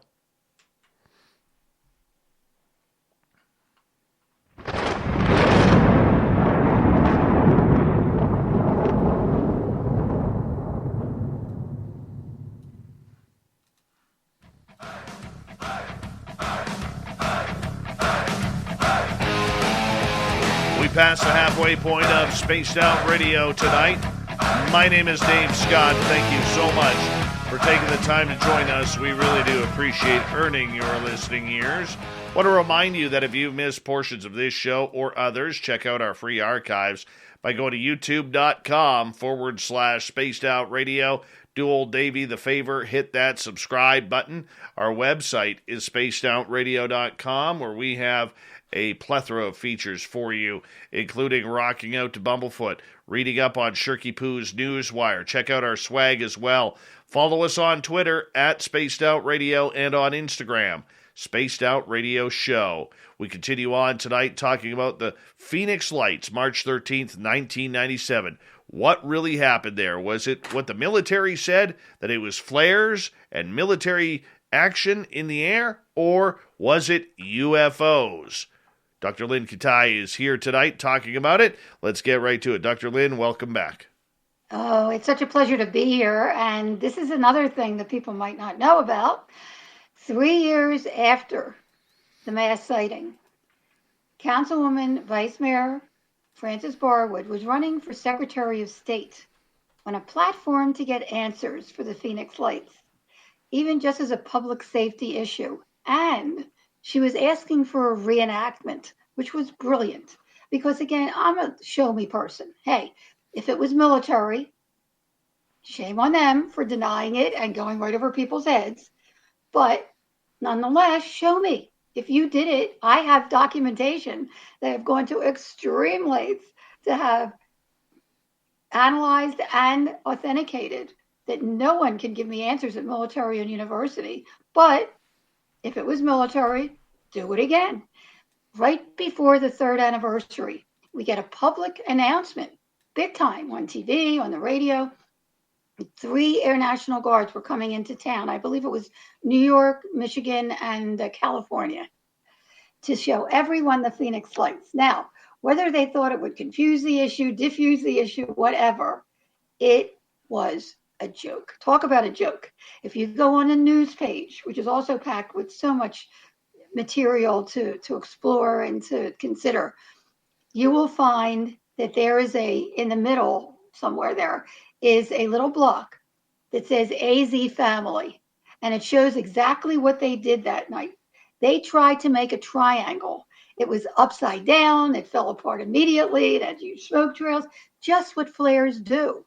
In fact, they were supposed to do a 2-week run, and after they were the laughingstock by witnesses and the media alike, after that attempt to reenact the Phoenix Lights, which was an ultimate failure for them, that really put the nail in the coffin for them. To date, the Phoenix Lights has never been reenacted or explained, but it continues to appear around the world. And it's pretty cool because people now will look at similar phenomena and say, hey, there's a Phoenix Lights. And if you go on the photo page again, you'll see subsequent sightings that I also had. In fact, one of the most amazing sightings, and I won't ruin it for anybody that's going to read the book, was a month after 9/11, and that particular picture is on the cover of my book. And I would love someone to tell me what they are. Okay, I don't know what they are, but I know that they are. And it's time we get this topic out in the open, address it, accept it, and study it, so we can not only find out who's driving these things, but also move forward in our own evolution. I mean, let's be real. We know now with the Kepler and the other telescopes that are out there that there are billions of other galaxies along with ours, and all those other galaxies have stars, that trillions of stars that have their own planets around them. And when a star bursts, the living ingredients of life, oxygen, nitrogen, hydrogen, amino acids, carbons, are spread throughout the universe. Our one Milky Way galaxy is about 13 to 14 billion years old. Our solar system is a very young solar system. It's only 6 billion years old.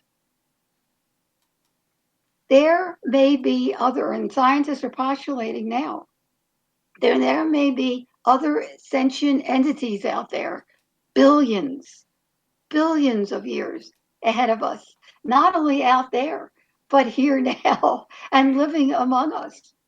Who knows? But be that as it may, it's really important at this point to just fast forward real quick to 10 years after the mass sighting. And actually, right after the 10th anniversary of the Phoenix Lights, for whatever reason, former Governor Fife Simon came forward to admit bravely that he actually he witnessed one of these craft. And in his own estimation, as an awarded military pilot, it definitely wasn't flares. And in his own words, it was otherworldly, which is what other countries, I learned, are much more open to these phenomena being otherworldly, they would put it. And then also in 2017, a lot of things happened. Not only did we have that front page Pentagon, report that Harry Reid funded a $22 million study, military and government study at the Pentagon of UFOs, of unexplained aerial phenomena, they call it now. But also, just in the last couple of years, the Nimitz pilots have come forward, not only to describe what they saw, and we've seen video of these things that are oval shaped, which is very similar to what my husband and I saw outside our window. Plus, they also say that they shrunk, just like my husband and I saw. So again, I don't know if they're the same phenomena, but they certainly have similar characteristics.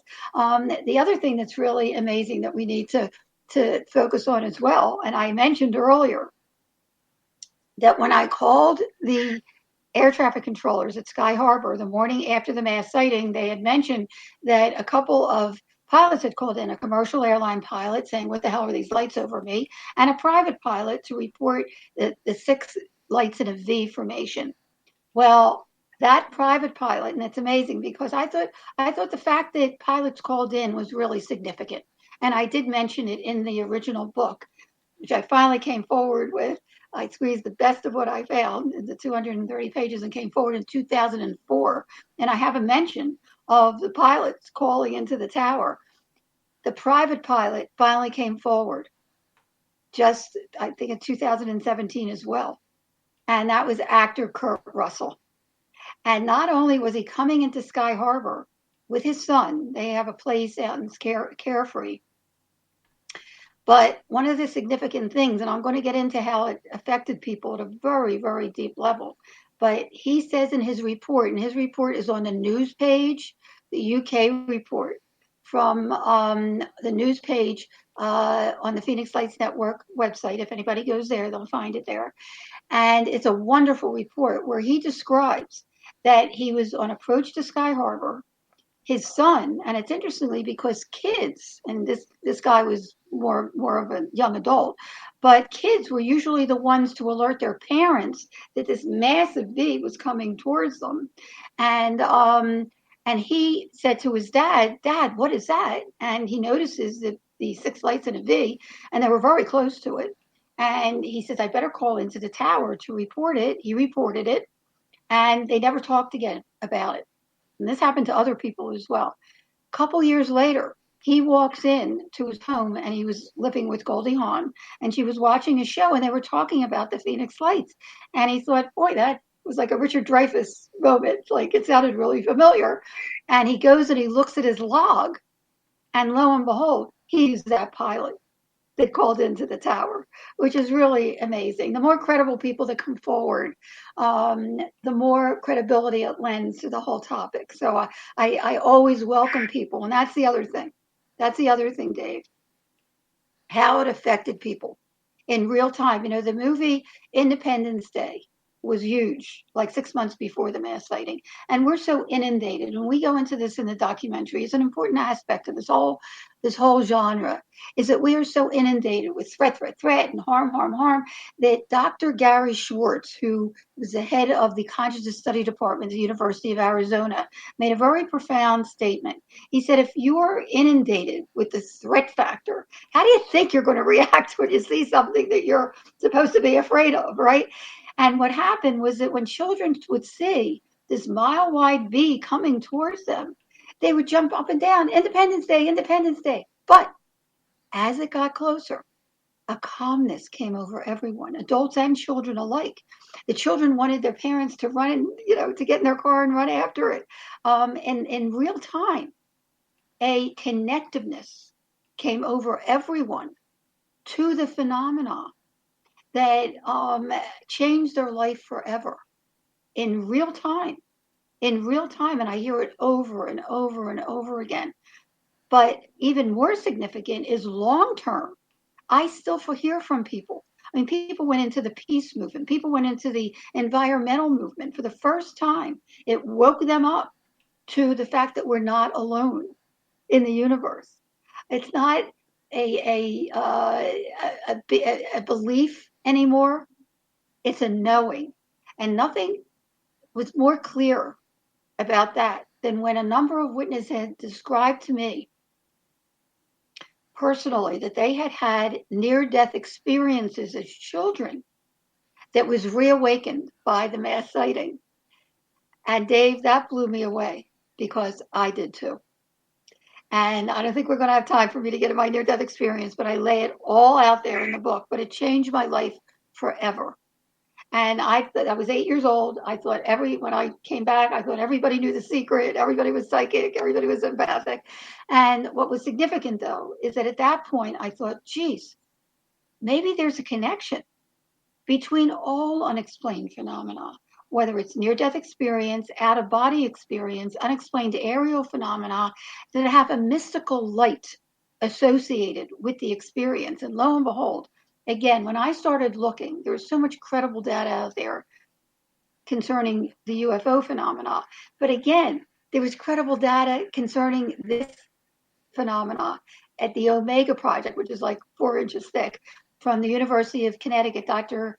Kenneth Ring, and Dr. Bruce Grayson, who was a near-death experience guru, and Dr. Stuart Twemblow, and even Dr. John Mack at Harvard. My very first presentation, I was invited to speak at the Tucson Medical Center with Dr. John Mack, whose specialty, the PEER Institute, PEER Institute, was the study of abduction contact patients, and essentially. And he was just writing a book on the connection between all unexplained phenomena. And I was scared to death. This was a month before I came forward officially. This was February of 2004. And not only did he allay my fears, and certainly I don't get into abduction. That's a whole nother issue. My whole thing is contact. But he assured me that just to get the data out there is really, really important. So, I finally, even though I was very precarious for a physician to come forward and I had gone back to work, I pushed my whole medical career aside for 7 years to find a logical source and meaning for what I had witnessed and photographed. I have yet to find it 25 years later. And I did so much soul searching. I did not want to come forward. But what do you do with that, Dave? I mean, here I went to extreme lengths to have my 35 millimeter, the only 35 millimeter that exists that we know of, analyzed and authenticated and university and military level, and no one could give me an answer. In good conscience, how could I stick it in a drawer? And anyway, ultimately, I did come forward, which was really interesting because I went back to work to help put our younger son through medical school at the Arizona Heart Institute. I was chief clinical consultant of the Wellness and Imaging Center, the heart test to see if you have calcium built up in your arteries. And nobody knew that behind closed doors, in between patients, I was editing down that 750 pages to the 230 pages. When I came forward, I could not believe that doctors and nurses would pull me aside and start telling me their stories and how it changed their lives. Because once you have, because when I found the connection between all unexplained phenomena, the awakening, the enlightenment, the change in worldview, that changes people forever, the connectedness that the individual that has what I started calling an UP, unexplained phenomena, UP, and UP, experience a connectedness to the universe and to the earth and to each other that they probably have never ever felt before. And like I said, it wasn't a belief anymore, it was a knowing. And I know when people read the book, I have to tell you, because people are still feeding into the flare theory, if you could believe that. But it was the Boomerang videos that really got hit for that. I don't know if we have time for me to tell you a little story about. We got 8 minutes. We got lots of time. 8 minutes. Okay. The August after the mass sighting, I learned because once I had these pictures, I did get in contact with, because it was amazing. Okay, let me go back. I talked about coincidence. A week after the mass sighting, on Tuesday night, after that Thursday mass sighting, I see this guy on the news, and they're showing my video again. I mean, it was big news for weeks, okay? And they kept showing my video. And I see my video again pop up on the news, and they're interviewing a guy who had a huge computer lab right by Arizona State University, Jim Delatoso, who also on the side for a couple decades had been analyzing video and pictures of the same exact phenomena from all over the world. And he was showing photographs from Belgium and UK. And that was the first I heard that this was happening worldwide, from, of these orbs and triangle formations. Blew me away. And so then I knew at that point, I mean, I had to contact him, which I did. So there were just a couple of people, and I finally contacted Barwood and a couple other people. But essentially, I was really anonymous until I came forward in 2004 and didn't look back. I couldn't believe how many people, once they read the book, really appreciated the work that went into it. It helps people, and I didn't even realize that it did that. I just wanted to get the data out there, and then once I saw that was so boring, I figured, what the hell with it? I'm just going to tell the whole story as it unfolded, including my own near-death experience when I was 8 years old, and I till today. And very important too, as I came forward not only as a scientist and try to be as scientific as possible, as a physician, to let people know that they're not crazy. Even though most anomalies can be explained, only a small percentage cannot. Just because we don't have the technology yet to definitively define what these things are, it doesn't mean they're not real. We may just be looking on the AM dial for an FM frequency. But I wanted people to know that they're not alone, right, that there's many other people out there. And once you have a paranormal experience, and you should know, Dave, it can fester if you don't share it. Oh, yeah. It's not healthy. I knew myself, again, not only as a physician, but as an experiencer. I knew what that was like. It's healing. It's cathartic. And I welcome people to either email me from the website, Phoenix Lights Network. There's a contact right at the top, goes right to my email, or Facebook, Phoenix Lights Network Facebook page. It's really healing. It's important to share with just one person. So I welcome people to share. But being as it may, as an educator, Dave, how could I stick what I have? And I really thought about it in a drawer, and I really thought about it. I thought, you know what, I'm just going to tuck everything away, and years from now, I'll show it to my grandchildren, who, by the way, are really into it, and see what they say, right? But the only person that read my 750-page journal was my younger son, who is a neurologist now. And he's also an angel on this earth. And he happened to be home for a month. And I said, Dan, I don't know what to do with this. It was a mishmash of so many things, media and interviews and whatever, and history. Just give me some advice here. And he looked at me after he said, Mom, this is too important not to share. And everything you've done has come up to this. You have to share this. And, from the mouth of babes. And I've been doing health reporting since 1976.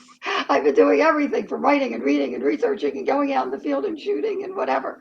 And that really hit me. And then after I came forward, I started doing radio programs like this into the night and Barnes and Noble on the weekend and tours and borders. And some parents had seen me here locally. And don't ask me how they arranged it, because it was not a topic for schools. Okay. It still isn't. It's really hard to get into the schools. But I was contacted by parents to present at a middle school here. And I was also contacted by a number of filmmakers who wanted to do a film, and I didn't have time. I was working 7 to 7 at the Heart Institute, doing the interviews like this into the night and the borders tours. And I went to this school. There were 200 students there. And youth is dear to my heart. My video and workbook curriculums have been distributed for years by Discovery Education on AIDS and teen pregnancy and substance abuse prevention education programs. And I was thrilled to be able to present, even though I really didn't have much together at the time. You could hear a pin drop. And I asked, how many here believe that we're alone in the universe? Not one hand went up. I said, how many here believe that we're not alone in the universe? Every hand went up. And I finished my talk. I showed them a little bit of video. I didn't even have anything together at the time that was really professional. They wouldn't stop clapping. And I thought, whoa, these kids thirst for this knowledge. And there was nothing out there in our history books about this stuff. So that really pushed me, because I was approached by one filmmaker whose dad actually was a doctor that we knew. And he went to Brooks Institute of Photography, graduated Brooks Institute of Photography, which was one of the places that analyzed my data. He said, I'm coming with equipment in June. I said, whoa. I said, I don't have time for this. I said, plus people that, I take confidentiality very seriously for anyone that does want to contact me as a physician.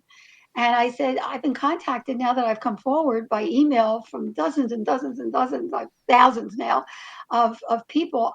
I will not, they have to trust my confidentiality. I don't think that they would want to come forward. I don't know if they would want to come forward. I said, I'm going to have to check with people first, because I don't know if anybody would want to do this. And by the way, the professors that I work with, not only down at the University of Arizona, Dr. Gary Schwartz, but I went to the head of the optical sciences department at the Arizona State University, and he got a whole group together of scientists who have been studying these things for years, a clandestine group. And then he became vice president of research. He's actually in our documentary for a second. But they can lose their grants if they mention UFOs at the time. So I went to all of them, and every single person except one who came on board later said they would do it. And I'm so grateful for the people that came into the documentary, and we started filming and in June. And by the end of June, it was just so overwhelming. I had to make a decision, and you know what decision I made. I haven't turned back. So and that's the other thing. That's the other thing from my near-death experience. And I don't think we have time to get into it today, but I did meet beings during my near-death experience that were giant beings above the earth. And I have felt I met three. There were three of them in giant white robes with hoods over their heads. And I even tried to see their faces, but I couldn't see their faces. But I felt their unconditional love for me. They knew who I was.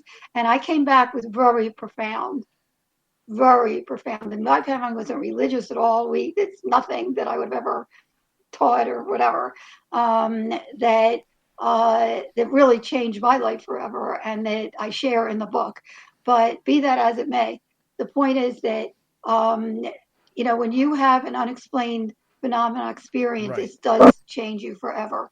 And I'm sure you have a lot of questions, and I'm open to that. And I have a lot more to this story, but We'll get we'll to save those that for another questions in the time. next half hour as Dr. Lynne Kitei is with us tonight on Spaced Out Radio. The Phoenix Lights, we have Dr. Lynne for another 30 minutes. Then the fedora-wearing John Hudson will come in for the unbiased UFO report. We have a jam-packed Hour 3 next on the mighty SOR.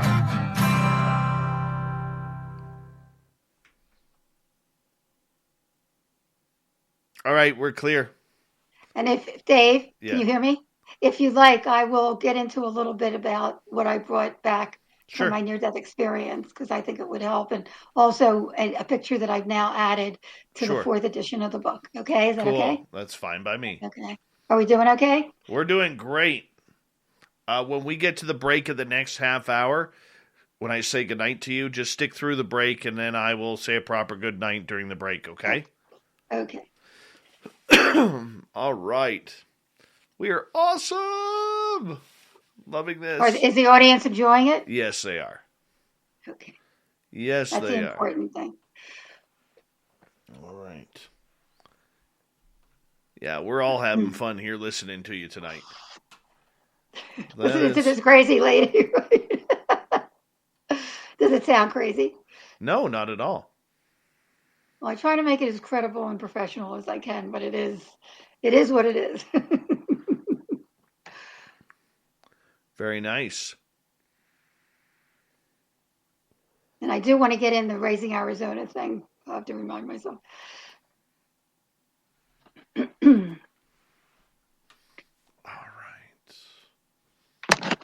All right. I'll bring you on out there for a second.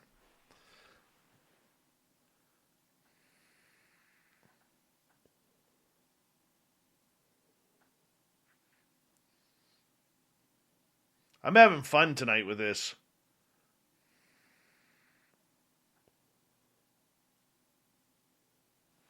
Are you back, Dr. Lynne?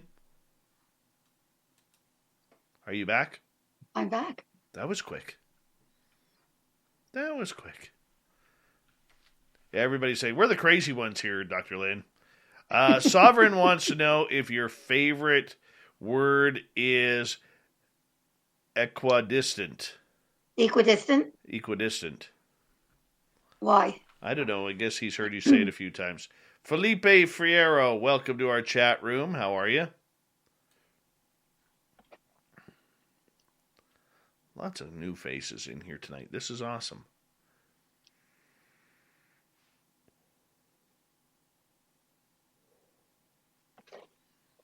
I love this case. Love this. There's so much more. That's the thing. I would love to send you the ebook, but I tried to do it to someone else in Canada and outside the United States, and they won't let me do it. Really? Yeah. But you can get it on Amazon. I'll check it on out. UK, it's only $9. I would love to gift you. Just know that. All right. Perfect. Jay Unknown, long time, first time. Just wanted to say that the Phoenix Lights is one of my favorite cases. Thanks for having this topic tonight. Welcome, Jay. Welcome. We'll have a few claps for Jay and Karen Dancher for coming into our chat room for the first time. Clap for you both. The gorgeous Anne Celine, what is happening?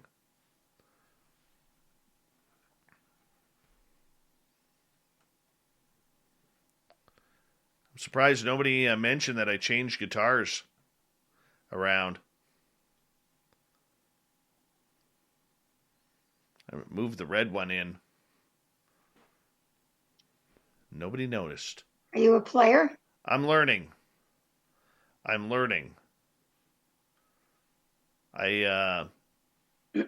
take lessons with my boy. Well, my boy takes lessons weekly. I go every couple weeks. How's he doing with it? He's awesome. He's getting so good. I think he's already surpassed me.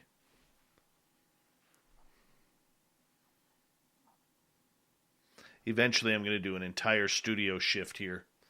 And what you see behind me will actually be beside me, which will be cool. I'm looking forward to that. Change it up a little bit. It never hurts. You know what I'm saying? Absolutely. And then I'm going to put a big green screen back Ooh, behind me. that'll be cool. Yeah. So, I'm looking forward to it. Well, thank you, Bat Mom. I did change my guitars. Thank you for noticing.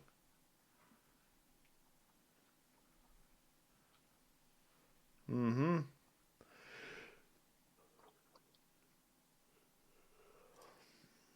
All right, we have about 90 seconds.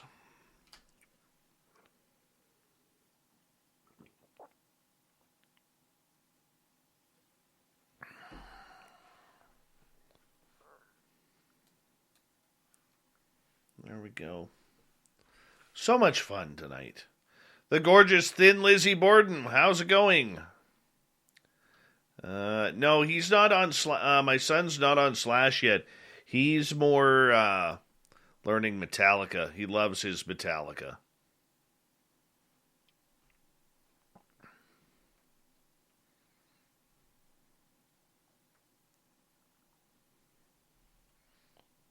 We got about 45 seconds.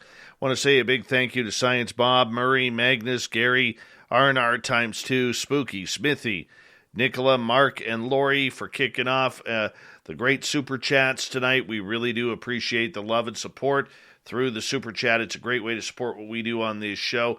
A big thank you to everyone who's gone shopping on our website, spacedoutradio.com/shop, grabbing your t-shirts, your hat, like Uncle...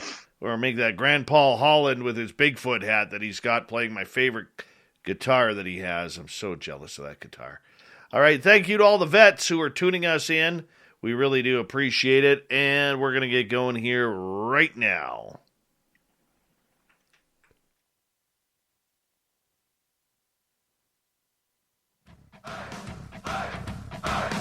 Would you like to connect with us? Head to spacedoutradio.com for all your latest show info. Now, back to Dave Scott and SOR. Here we go with the third and final hour of Spaced Out Radio tonight. My name is Dave Scott. Thank you so much for taking the time to join us. We really do appreciate earning your listening ears wherever you are on this beautiful planet we call Earth. Hello to everyone listening in on our terrestrial affiliates around North America and digitally on TalkStream Live, Revolution Radio, and KPNL.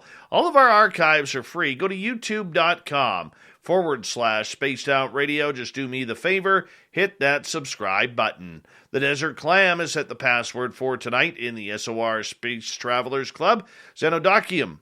Xenodokium is your password. Use it wisely, Space Travelers, as a clam sets the password each and every night right here on Spaced Out Radio. Our website is spacedoutradio.com. We have a plethora of features for you, including rocking out to Bumblefoot, reading up on Shirky Poo's Newswire. Check out our swag as well. Follow us on Twitter at Spaced Out Radio and on Instagram, Spaced Out Radio Show. For the final time tonight, Dr. Lynne Kitei is with us tonight, talking the Phoenix Lights. Yes, March 13th, 1997. This is the UFO case, in my opinion, that needs the most recognition next to Roswell. We need to know what happened here. Too many eyewitnesses, too many military bases around, and too many people from famous to little kids try to figure out still to this day what happened on that fateful night in Phoenix, Arizona. Dr. Lynne, welcome back. Great to be here. In fact, as you mentioned, and more military are coming forward to me now that they're retiring. And actually just had an email a couple months ago from the gal that was on the weather station at Luke Air Force Base that night. And she divulged to me that she was getting dozens of calls and went outside and actually saw it herself. So anyway, it's amazing how people, and especially credible people that come forward. We have a share page on the Phoenix Lights Network website that we just posted her report if people want to check it out, and some other military reports. of people that have bravely come forward. And it's time we get this out in the open, as I said, and address it, accept it, and study it. So we can get it out in the open and, learn what's really going on. I mean, when I had my near-death experience, and I won't get into the details, but I did mention that I did meet 3 giant beings in glowing white robes above the earth. And you could call them the Watchers. Okay, that'll give you a little spoiler there. But when I came back from my near-death experience, not only did I feel that they've been with me as guides throughout my life, and whenever I've come to a crossroads, I ask for guidance. I don't hear voices, but I get strong feelings for things. And one of the things that, first of all, I came back with, if I could lend something to the audience, 3 important words, 3 A's: awareness for things that come before you. I've always felt that everything is there for a reason, and I try to make the best of it. And, for anybody out there, do you just blow off things, or do you really take note with your eyes open of what you're being gifted with, whether it's people or events or opportunities? So awareness is really important in your lifetime, if you choose. It's all a choice. Attitude. Positive and negative attitude are really poignant and powerful. I have seen it in medicine. I have seen in medicine not only with negative mindset, people getting more ill, but also positive mindset, people actually healing themselves. It's amazing when you really look at the data. And again, I try to be as scientific as I can, and the data is there. When it's like the man that cried because he didn't have shoes until he saw the man that didn't have feet. And what I do at night is actually mark down the things from that day that I appreciate. And it's amazing, if you feed into that, you really have more of a positive outlook. And that's the third thing: appreciation, gratitude. Every day there's something to be thankful for. So if I can lend those 3 A's to you, each and every one of you out there: attitude, awareness, attitude, and appreciation. If you can bring them into your life, it really will help open your eyes to the wondrous possibilities out there. Now, going back to the beings that I met, and I haven't seen beings that I know of, although going back to the missing time, something might have happened there. Okay, that's a whole nother story that we can talk about another time. But I have trusted in the guidance. There are intelligences out there that if you ask for their guidance, if you ask for their help, they're out there. And if you're aware enough that you can get feelings for things, as I've become and I've trained myself, here's just an example. My background, not only in medicine, but before, actually as a child, I was in professional musical theater as a singer, dancer, actress, and toured with Gordon McRae in Oklahoma, Betty Grable, if you know that name, in Guys and Dolls. I understudied Barbara Eden, Jeannie. I Dream of Jeannie. I understudied her in Sound of Music. I also did Broadway. I did Alice in Wonderland with Sherman Hemsley. I don't know if you remember the show Jeffersons. Yes, how can you not? That before he got that part, he was the caterpillar, and he would crack me up every show. And the movie Raising Arizona. Talk about a little bit of a coincidence. Okay, before I get to that one, when I was in a month before I started medical school, and here's where I've come to trust the guidance, and so many times, but I was touring with Barbara Eden in Sound of Music, and I got a call from Leon Uris, who had written the book Exodus. It was a bestseller. Exodus, real thick book. The movie was a giant hit with Paul Newman and a whole host of other stars. And now he was doing the musical. Don't ask me how he heard about me, but he called me to audition for the ingenue. So I had a 3-octave college shore soprano voice, and began studying at the age of 14 with Dr. Robert Page, head of the music department at Temple University. At any rate, he flies me to New York City. I'm in the Schubert, one of the big theaters there, and I knew that I was starting medical school in a month. Now, this was 1970, and there were only a handful of women in my class of 120 students at the time. But this was a chance of a lifetime. I auditioned. It got down to two of us. And ironically, talk about a coincidence, the other person was Jacqueline Mayrow, who was at my elementary school back east. She was a prima ballerina and was plucked out to do the original role of Baby June in Gypsy on Broadway with Ethel Merman. And it was between the two of us. And when I learned that it was between the two of us, I thought, oh my gosh, what should I do? What if I get the part? And I did some soul searching, heavy duty soul searching. And the answer I got was I have to go to medical school. One day I'll find out why. That was the message I got. And I called Leon Uris up and I told him, and he wasn't too pleased with me. So I may have gotten the part, but I will never know. But the show went on the road, as Broadway shows do, like in Boston, and they try out shows for a few weeks elsewhere. Came into New York. It opened and closed in 3 weeks. I would have been dead meat if I had taken that part. So that's just one of many, many times where I've trusted the guidance. The other was when I asked my girlfriends, why do I have this? I don't want to do this. It's so controversial. It's so dangerous for me to come forward with this stuff. And they looked at me and said, Lynn, you've been doing this for 40 years with vital health issues. If you can do something credible and professional with this, you can. And it was like, okay. I went out on the balcony one night, and a lot of paranormal things happened after the mass sighting, which I won't spoil here. It's in the book. But I went out on the balcony, and I just looked up at the sky. And again, I don't hear voices, but I sent out a message. If I'm really supposed to do this, show me the way. I surrender. If I'm supposed to use my expertise and professionalism and do this in a credible way, just show me the way. And ever since that day, the puzzle pieces just keep fitting together. I don't know where it's going to lead, but it keeps fitting together, which has brought me here with you today. Another interesting aside before we get, I know you have some questions, which I think your audience will appreciate. You said you saw the movie Raising Arizona? Yes. The movie Raising Arizona? Okay. I played the mother in that movie, Flores, Arizona. I'll be mortified when somebody comes up to me and says, oh, I recognize you from Raising Arizona. 3 hours of makeup and whatever. And there's a funny story with that, too, if we have time to tell you how I got the part.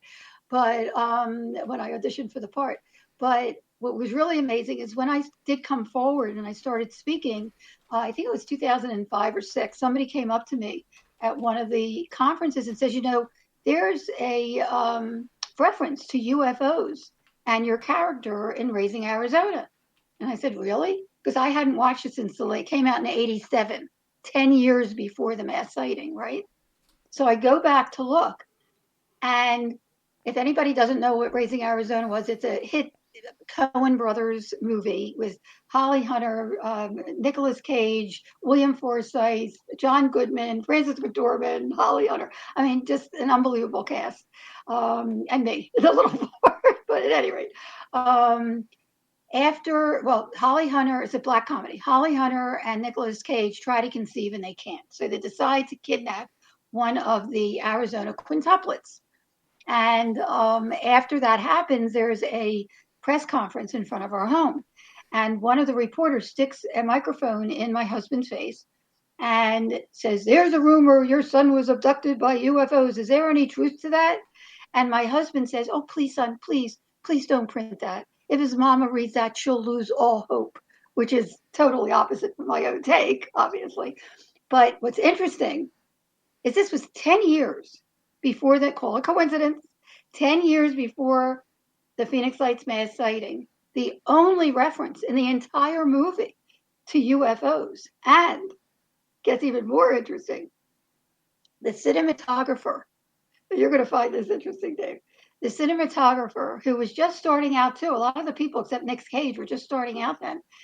And he went on to do When Harry Met Sally and Big and How the West Was Won with Will Smith and a whole host of others. And actually, he developed, created, and directed the Men in Black series, Interesting. which first premiered in 1997, the same year as the Phoenix Lights. Coincidence? Hard to believe. There you go. Do you have some questions? Because I can tell you a little bit about that audition, which is really cool, and what happened with Barry in the when we were shooting it. But if you have some questions, I want to make sure you get them in. We have about just under 10 minutes left. Did you ever get an opportunity to speak with Kurt Russell about what he saw? I tried. I have been trying. I really want to talk with him. I really do. But one of the things, I'm glad you brought that up, because one of the things that I mentioned earlier was that for a couple years, he never said a word. His son never said a word. They never spoke about it. And then suddenly, when he saw something about the Phoenix Lights, it was like a burst of light in his life. Well, there were a number of people. In fact, I write about a psychiatrist and his family that were coming up from Tucson. And he wasn't the only one this has happened to. And he also had a near-death experience, by the way, in childhood. But he was coming up to Phoenix with his family for a swim meet. And his wife was driving. He was in the passenger seat. And one of these craft was right above their car. And he described it. He looked out the window and saw the gunmetal bottom and the lights and all, and said that the wingspan was way over. I mean, this is a big highway, I-10, between Phoenix and Tucson. The wings were way over on both sides of the fields there, and they all saw it, and they didn't say a word.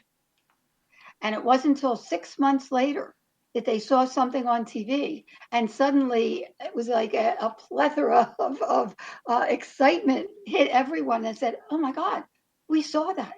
And then they started talking about it, but it wasn't until then, and it happened to other people too. So that was another interesting aspect of the Phoenix Lights mass sighting. Some people just buried it, and then suddenly they woke up with the whole memory of what happened. So that was Kurt Russell. But I have tried to contact him. If there's anybody out there that knows him, I just want to thank him. And actually, I think he would appreciate reading the book and learning more about what happened. And he's such a huge part of it now. And I'm so happy that he came forward, because he really lent a lot of interest and credibility to the story. All right. The next question I have regarding Governor Fife Symington. Why do you think he waited so long to finally start talking about this? Like I mentioned earlier in the show, earlier this year, he spoke at the International UFO Conference. I mean, this is a guy who, has been, had mud on his face since this event. Why now do you think he came out? Oh, that is such a good story. I don't know if it's part guilt or part that time had passed and he wasn't an elected official any longer, so he didn't feel that pressure. And I think that, I hope that my coming forward in 2004 helped him come forward, feel more comfortable in coming forward when he ultimately did, because by the time he came forward, the cat was out of the bag. The military had already tried to reenact it and they failed. The story was really, I can only do things one way, and that's try my best to do my hardest to get the word out there like we're doing today. And the story really traveled quickly around the world. And I think that the credibility of the story got to a point where he felt comfortable coming forward and finally divulging what he had seen. And I'm really glad that he did. I think it was brave of him. He's the only elected official who's ever done that. What did he say, by the way? Did you hear this? I haven't heard the conference. I know he came out, and this was his first UFO conference that he was speaking at, about what he saw, because it was a number of years ago he came out and actually said that he was an eyewitness of the event as well, and, downplayed what had happened, apologized for, doing what he did to make a fool out of the citizens there. But, he's the key to this, and we need to focus in on him. Well, he rarely talks to the media, and I tried to contact him too. I just wanted to thank him for coming forward, and I got the book and the documentary to his office, and then one of the people that are in the documentary, who's in the documentary, met with his son on another issue. She was involved with the peace movement, and got him the book as well. And I never heard a word. I just wanted to thank him for coming forward. So I have not had an opportunity to chat with him yet, or Kurt Russell, and I look forward to that. I'm here, and I would love to. And thank goodness he did, really. I mean, it really took it to the next level, don't you think? When the DNI report came out earlier this summer and said that it wasn't going to be dealing with events previous to the 2004 Nimitz case, do you think that was a slap in the face to the citizens of Phoenix too? Whatever. We're doing our own thing, and we're getting the word out there, and there's many people who have contributed to getting the word out about the Phoenix Lights, and now we have the book, The Phoenix Lights, A Skeptic's Discovery That We Are Not Alone, in its 4th print. And I recommend, by the way, the ebook because it has live links and also colored pictures. And I share a picture, and I'll share this with you also, that I've never shared in the other editions. And by the way, when I first wanted to get the book published, and I went to the biggies, HarperCollins and Random House and Time Warner, they said, no, this is 2 books. This is a UFO book and a spiritual book. I said, no, that's the point. The Phoenix Lights, for all its glory, not only wanted to wake us up that we're not alone in the universe, but they wanted to wake us up to the spiritual beings that we are, to the potential we have in a positive way to make this world a better world.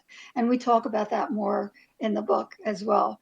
So, the book itself is packed with stuff. And as far as the new picture, it's a picture that actually our older son took, and he's an attorney and a big skeptic. I mean, he kept saying, Mom, you better not come forward.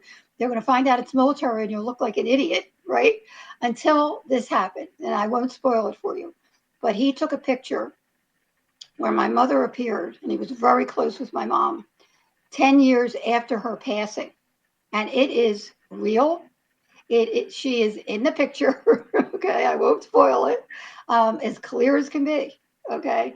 And that did it for me. It doesn't matter what anybody else says. There's characteristics that proved that it was her. And anyway, so I'll leave that for the audience to check out. Also, the documentary, which unfortunately now Amazon and other outlets don't make DVDs anymore. People, if you're in the States, can get the DVD from our website. I'm happy to get that together for people. But it is streaming on Amazon, and it's the Phoenix Lights Beyond Top Secret, and that's the latest edition, and we keep adding. In fact, the DVD has bonus features. We have astronaut Edgar Mitchell is in it, and he's wonderful, and he actually goes into the cover-up in the DVD bonus features. And we have a 911 police operator that was on that night, a Phoenix police operator who got hundreds of calls. She's fabulous in it. We have witnesses and the analysis, and it's really a cool overview of the topic. And the book, of course, gets into much more detail. And then my latest adventure is a graphic novel activities coloring book. Can I grab them to show them real quick? Sure, we got about 90 seconds. Okay, hold on there. Dr. Lynne Kitei here tonight on Spaced Out Radio. And wow, Okay, what a good show. All right, what do you got for us? Okay. Well, here's the book. And by the way, if we have time, a month after the mass sighting, as I mentioned, there were a bunch of paranormal things that happened. And I did have automatic writing where I wrote down something in the dark with my eyes closed that actually sent me on this journey that brought me here to you today, which I am happy to read if you want to get to that in a second. Here is the documentary. Can you see? Yes. That? And they're all on the website. And here is the latest. Okay, this is the Very Phoenix nice. Lights, UFOs, and Crop Circles coloring book, Adventures of SUFO and UFO. He's a little alien here. And it's for all ages. I wanted to get something out there. I've been working on a curriculum for 9 years now to get into the classroom, which is not easy. Okay. But I figured for the anniversary, I wanted to get something for all ages, from the Phoenix Light story, as well as 80 crop circles to color, as well as activities. We have word Beautiful. finders and all kinds of cool stuff in there for all ages, for parents and teachers and kids to all do together. Beautiful. Dr. Lynne Kitei, thank you for coming on Spaced Out Radio tonight. We will definitely do this again. Coming up next, we have the legendary fedora-wearing John Hudson with the unbiased UFO report, Shirky Poo's news, and the thought of the day. Stay tuned. Spaced Out Radio continues right after this. Great show, Doc. Okay, I hope you don't mind that I wanted to plug Not at all. the new book. You gave us your time, so that's the least we could do. Oh, of course, of course. So everything was okay with you? It was Good perfect. show? It was amazing. Good show? Okay. I Thank try to you. get in as much as as much as I could. And I have to admit, I don't like to get into the political stuff or bash anyone. So I didn't want to get too much into the Oh, I hear you. Symington thing, but Frances Barwood really got pissed off I bet. because she thought that he, got away with a lot of stuff by, bashing the sighting initially. Right. But it was great that he came forward, and it's all good. See, did I get enough information out there? Amazing amount. Amazing Yeah? amount. And the comments were okay? Oh, yeah. Everybody's loving you. Everybody's Oh, loving good. you. No, I want to make sure they love the data. It speaks for itself. So thank you for letting me share it. I really All right, appreciate Dr. Lynn. Much love to you, and thank you for We'll talk making time soon. for us, okay? it. And if you would be kind enough to send me the links whenever it is, Sure. and I'll share them also with our fans, because we have Yep, thousands we out can do there. that. Okay, We thank can do you. that. Take care. Bye. Bye-bye. Keep looking up. Absolutely. Gotta love Dr. Lynn. She's amazing. Oh, for the first time having her on, I'm still excited. I'm like feeling like a schoolgirl, all excited. All right, coming up next, we have John Hudson, the fedora-wearing John Hudson. We'll get him here momentarily. My goodness, why am I yawning so much? Oh, my God.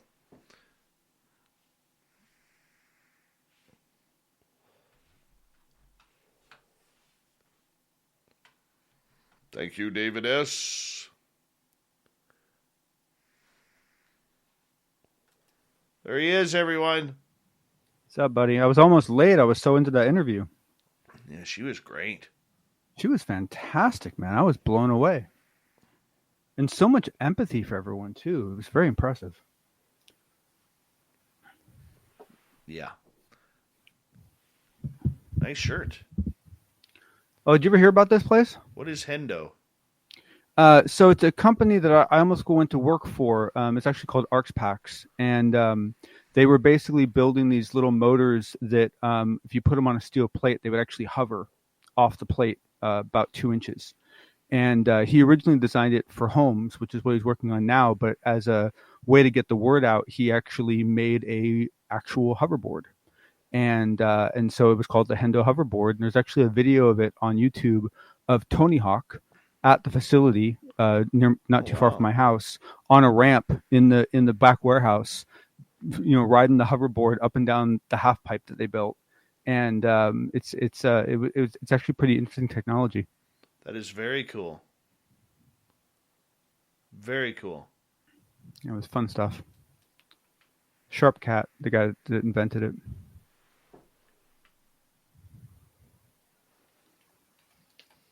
All right, we've got 2 minutes, buddy.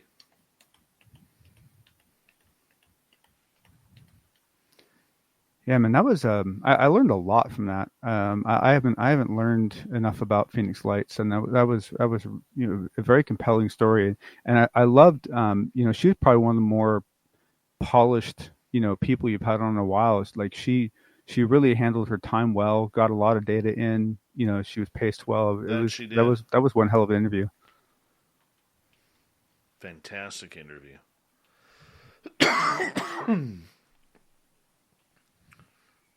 Yeah, I must admit, like, you know, I don't know, Dave. Like one of the challenges I have with all this research is that, you know, it almost seems likely to me that whatever caused the Phoenix Lights is a completely different, completely unrelated phenomenon to what caused, say, the Tic Tac. Mm-hmm. And that might be a completely different phenomenon than what caused the cubes on the East Coast. And I'm just, part of me is just, you know, really, I wouldn't say worried, but, you know, just it's going to be quite challenging to debug this if it ends up being some drastically different catalysts for each of these events. That's deep thought right there, John Hudson. Deep thought. The other thing that makes really clear is that, you know, you get into this and you think that there's no really good cases, that's why the world doesn't know about it. What you start to realize is there's a ton of really strong cases, and the world just didn't want to pay attention. Hey, we're on the episode tonight, we're going fourth to first. It's all good. All right, big thank you to Smithy, R&R times 2, Nicola, Mark, Lori, Spooky, Gary, Magnus, Murray, and Science Bob for the super chats. Here we go with the final half hour, everyone. Get your horns up. Let's do this.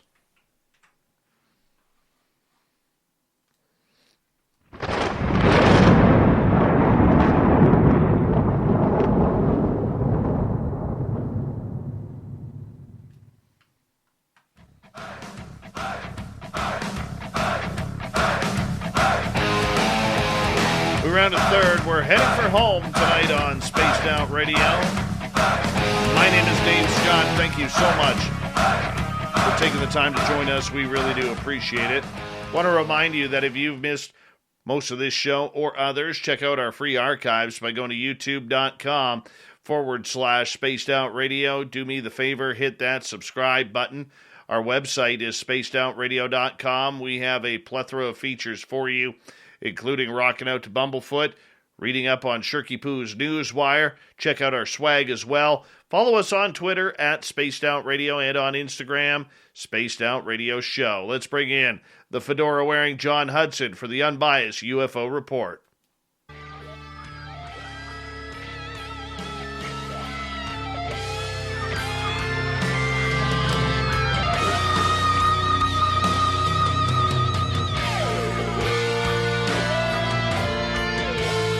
Big Bad John comes in to keep us updated on everything that's going on. John, thanks for joining us. How you doing, buddy?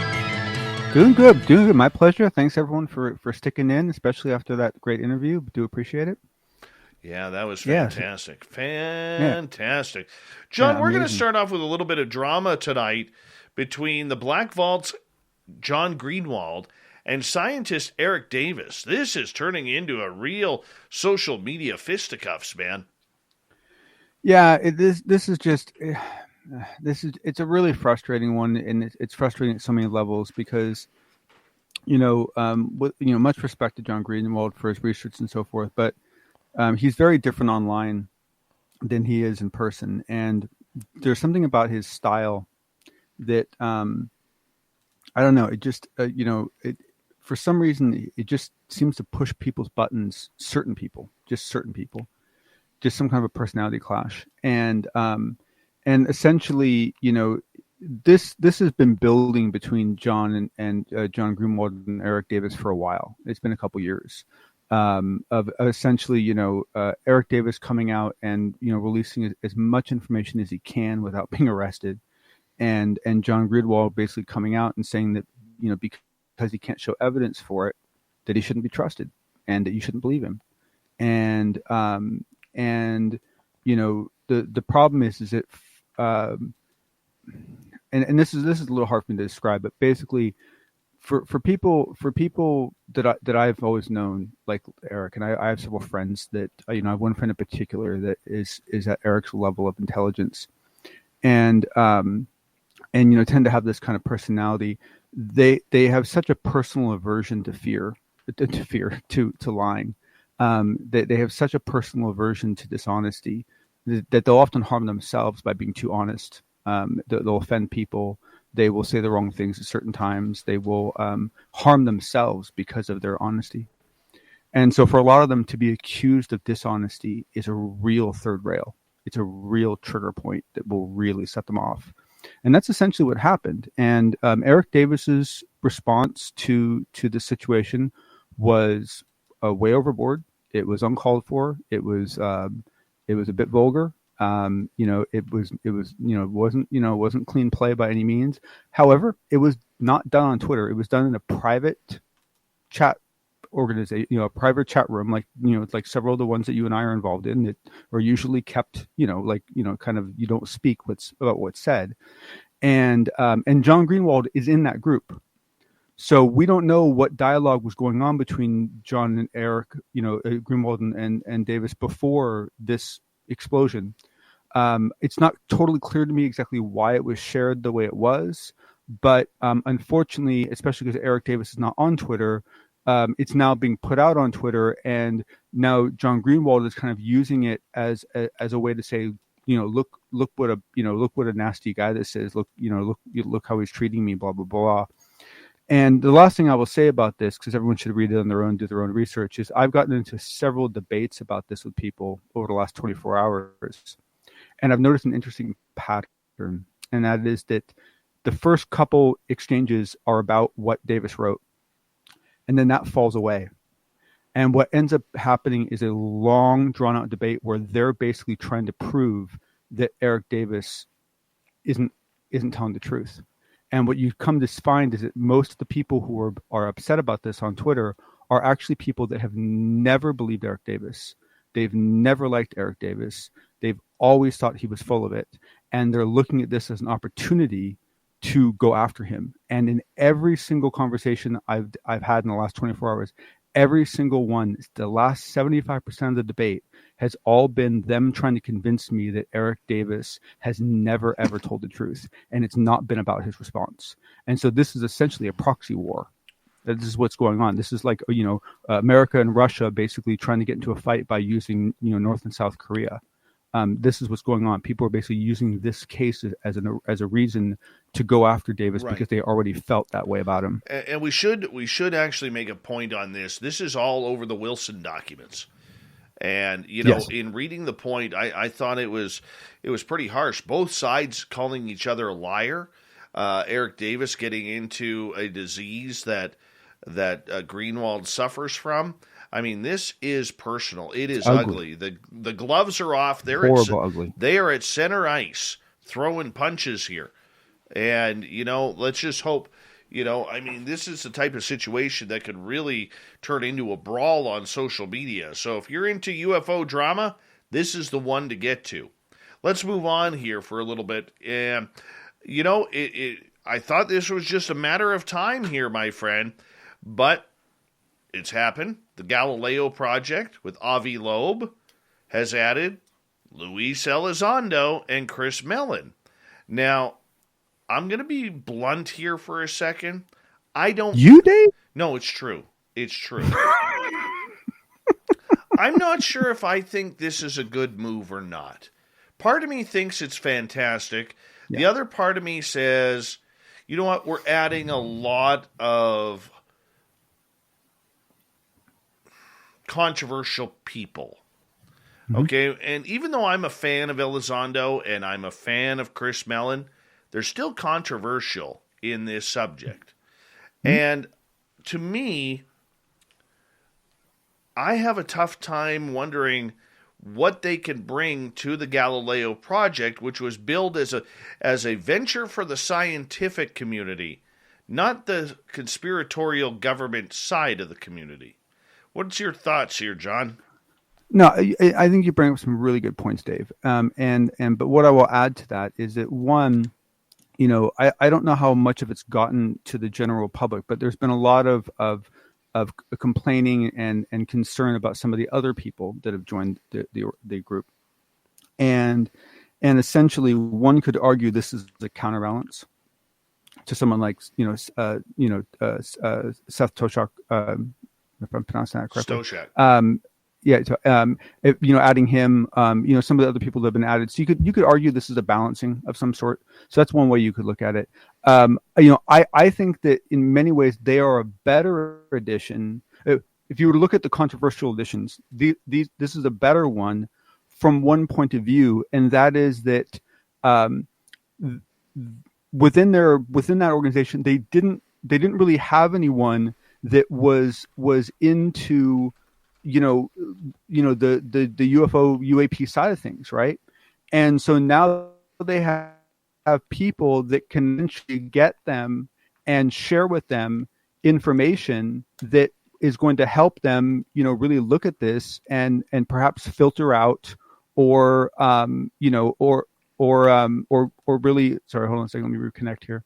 Can really, help them filter out and help them deal with these, with all the issues. I mean, basically someone who can be a lot more. That's really odd. Sorry, bear with me here. Basically, be able to, add that expertise, add that, add that knowledge that they weren't going to have. And so I think from that point of view, it's potentially a really good thing and could add a lot of value. But I agree that, it's very challenging that, all these controversial people are being added. This one, though, I mean, this is where it gets political. Yes, Chris Mellon brings deep pockets, but he's not spending his own money on this project. We already know that. Okay? Mm-hmm. We already know that Avi Loeb has raised almost $20 million for this project. And I believe with Lou Elizondo and Chris Mellon, there's a good opportunity that more money could be raised and be more of a financial benefit. But which is good because what Avi wants to raise is $100 million. But I don't think either of them bring anything to the scientific field of study. Personally, yes. But they have access to scientists that the Galileo Project did not currently have access to. And so they can bring them things like signal information, frequency information, field range, frequency types, field types that, because one of the things Lou Elizondo said is that there are ways to track these objects that are far simpler and far cheaper than most of us realize. I understand. And if he's able to share that with Galileo, then it gives them an opportunity to either A, look for those things, or B, filter them out and look for, the astronomical things that they want to look for. Here's my thing, though, John. Okay, and I believe you, and I think you're bringing up very solid points as per usual. But from a public's perspective, Lou Elizondo has a great reputation from the public perspective. Maybe not in the UFO community, but on a mainstream media community, this guy is Teflon. Yep. Whether we want to hear that or not, I think we can agree on that. Okay. Yep. But, my excitement with Avi Loeb and the Galileo Project was that this was going to be something where members of the SCU, the Scientific Coalition for UAP Studies, was going to get together and really, really make something happen here outside of the secrets of the United States government. And now we're bringing in Spook 1 and Spook 2, along with, never mind some of the other controversial ads to this team. And I'm finding it all of a sudden really, really hard to endorse. I really am. This is different than the TTSA. We have legitimacy here. You don't get a job as an astronomer for Harvard if you're a dumb guy or a controversial guy. Do you know what I'm saying? You got to be. You got to be. You might become one later, but you don't start out that way. No, and I agree with you. But I was really, really hoping that Loeb would take a different approach. I don't think he's done a lot of homework on some of the people he has added through his associates as well as his team. And I think this step just brought it a lot closer to government than maybe what a lot of us had hoped for. We wanted that anti-government study. We really did want that anti-government study. Yes. And adding Elizondo and Mellon to this team brings the government spooks right to the doorstep. And that's what I'm uncomfortable with. No, and that makes sense. But the last thing I will add is the fact that the whole point of this is to build detective equipment that is not owned by the government. And, they're coming on as research affiliates. And so this does give them an opportunity to hopefully, and I'm being optimistic here, is hopefully share with them what they can do to their gear to pick up what the military equipment is picking up, but doing it in an open platform. And so that's the ideal scenario. And so hopefully something like that happens. But I agree with you, there's a lot of risk. Although I have to admit, as far as controversy is concerned, I don't know what would be more controversial, adding those two or adding the SCU. I don't really know which one would cause more problems for them. All right. Finally tonight, as we only got about a minute and a half here, NASA requests feedback for better ways to announce discovery of life outside of our planet. Yeah, I almost didn't put this one in there because I was like, I don't know what I'm going to say. I don't, it's kind of like the whole, if you don't have anything nice to say, don't say anything nice at all, Hey, I know exactly, may I know exactly what we should do here. We should bring in Chris Mellon and Lou Elizondo to help them out too. I mean, they're everywhere already. Hold on, let me look under my desk, see if Elizondo and Lou are under there. And I mean, look, from one point of view, right? From one point of view, maybe this is one small little piece of NASA thinking to themselves, "Oh bugger, we might actually have to announce aliens sometime soon. Maybe we should get feedback from the public for that one."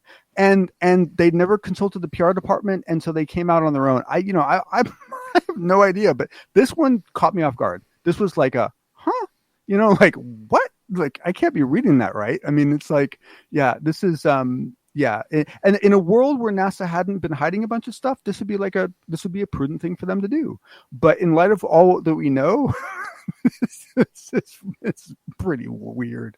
This is pretty weird. Well, I mean, how about we just announce it? Why do we need a game plan?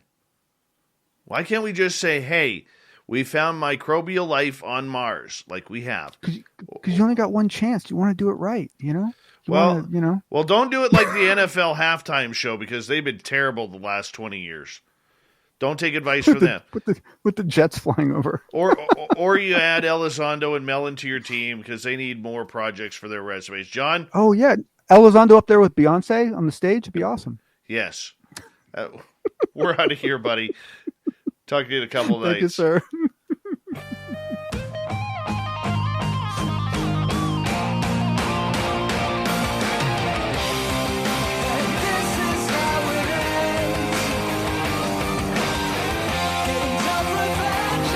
All right, let's get to Shirky Poo's news.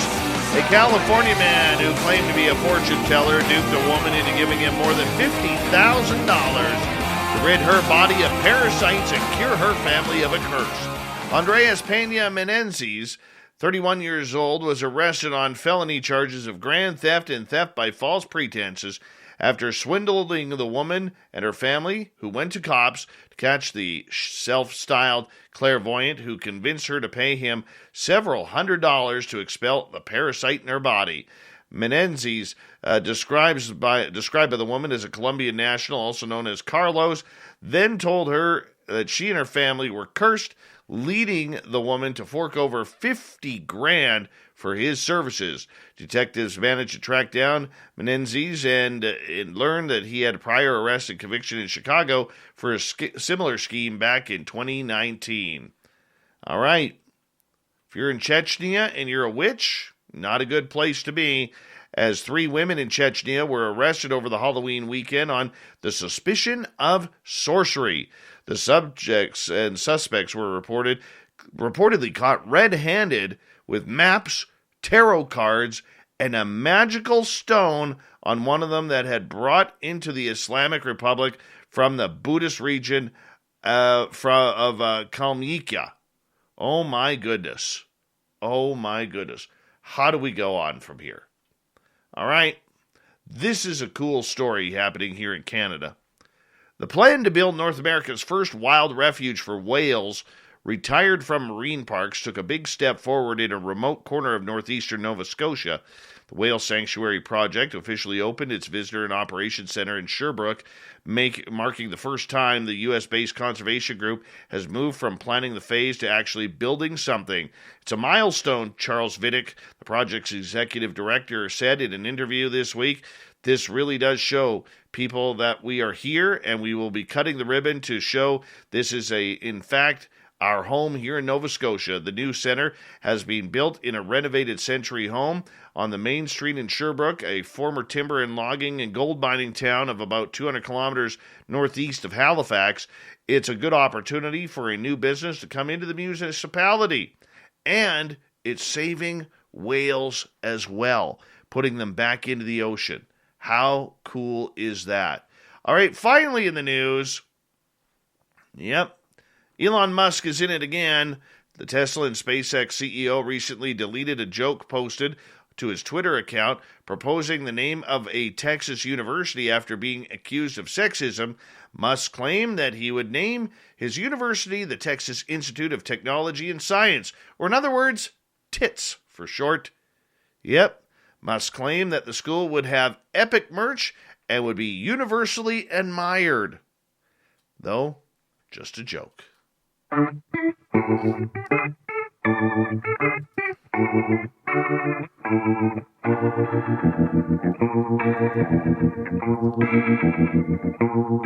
Thought of the Dave happens every night at this time, where we ask a question on our Facebook and Twitter pages, then read your responses. Today's question is, what do you think really happened with the Phoenix Lights? Eric, I don't know what made it so popular. It happens all the time all over the world. Kevin, I don't think the government would have flown one of ours over that much population, so I think it was from not home. Joshua, in short, an extraterrestrial or extra-dimensional craft flew over Phoenix with the fog lights on. David, no idea, Dave. From Dave. Chris, I think they opened for Rammstein in the summer of 2013. Michael, they went out. Chris, a pigeon. A very big one. Kevin, hi, David. I think they went back to where they came from. Lee, a cover to hide what was really up there. Sparkles, they arrived, showed themselves, and then left. Uncle Dale, that is one of the three most interesting cases, in my opinion. I saw a show with witnesses pointing out where they saw the craft, a geometric analysis of the craft based on it moving through an area of hills where it occluded features of the hills seemed quite large. Thank you, Uncle Dale. And everyone else, Shirky Poo for the news, John with the UFO Report, and Dr. Lynne Kitei with the Phoenix Lights Show. We got Mr. Ron Bumblefoot Thaw rocking in the background with Little Brother is watching. Bumblefoot is the official music of Spaced Out Radio, rocking us in and out of every single show. Get your horns up for the guitar god himself. Special thanks to everybody listening in at home, at work, in your cars, wherever you may be. Thank you to everyone checking out our chat rooms tonight, YouTube, Twitch, LGAP, Revolution Radio, Spreaker, Facebook, and on Twitter at hashtag Spaced Out Radio. I know you're out there somewhere. Remember, this show is copyright by Spaced Out Radio and SOR Media Ventures Limited. Thank you so much for choosing to share your evening with us, because together, my friends, we're watching. we own the night. Mr. Bumblefoot, we need a favor. We need you to take us home.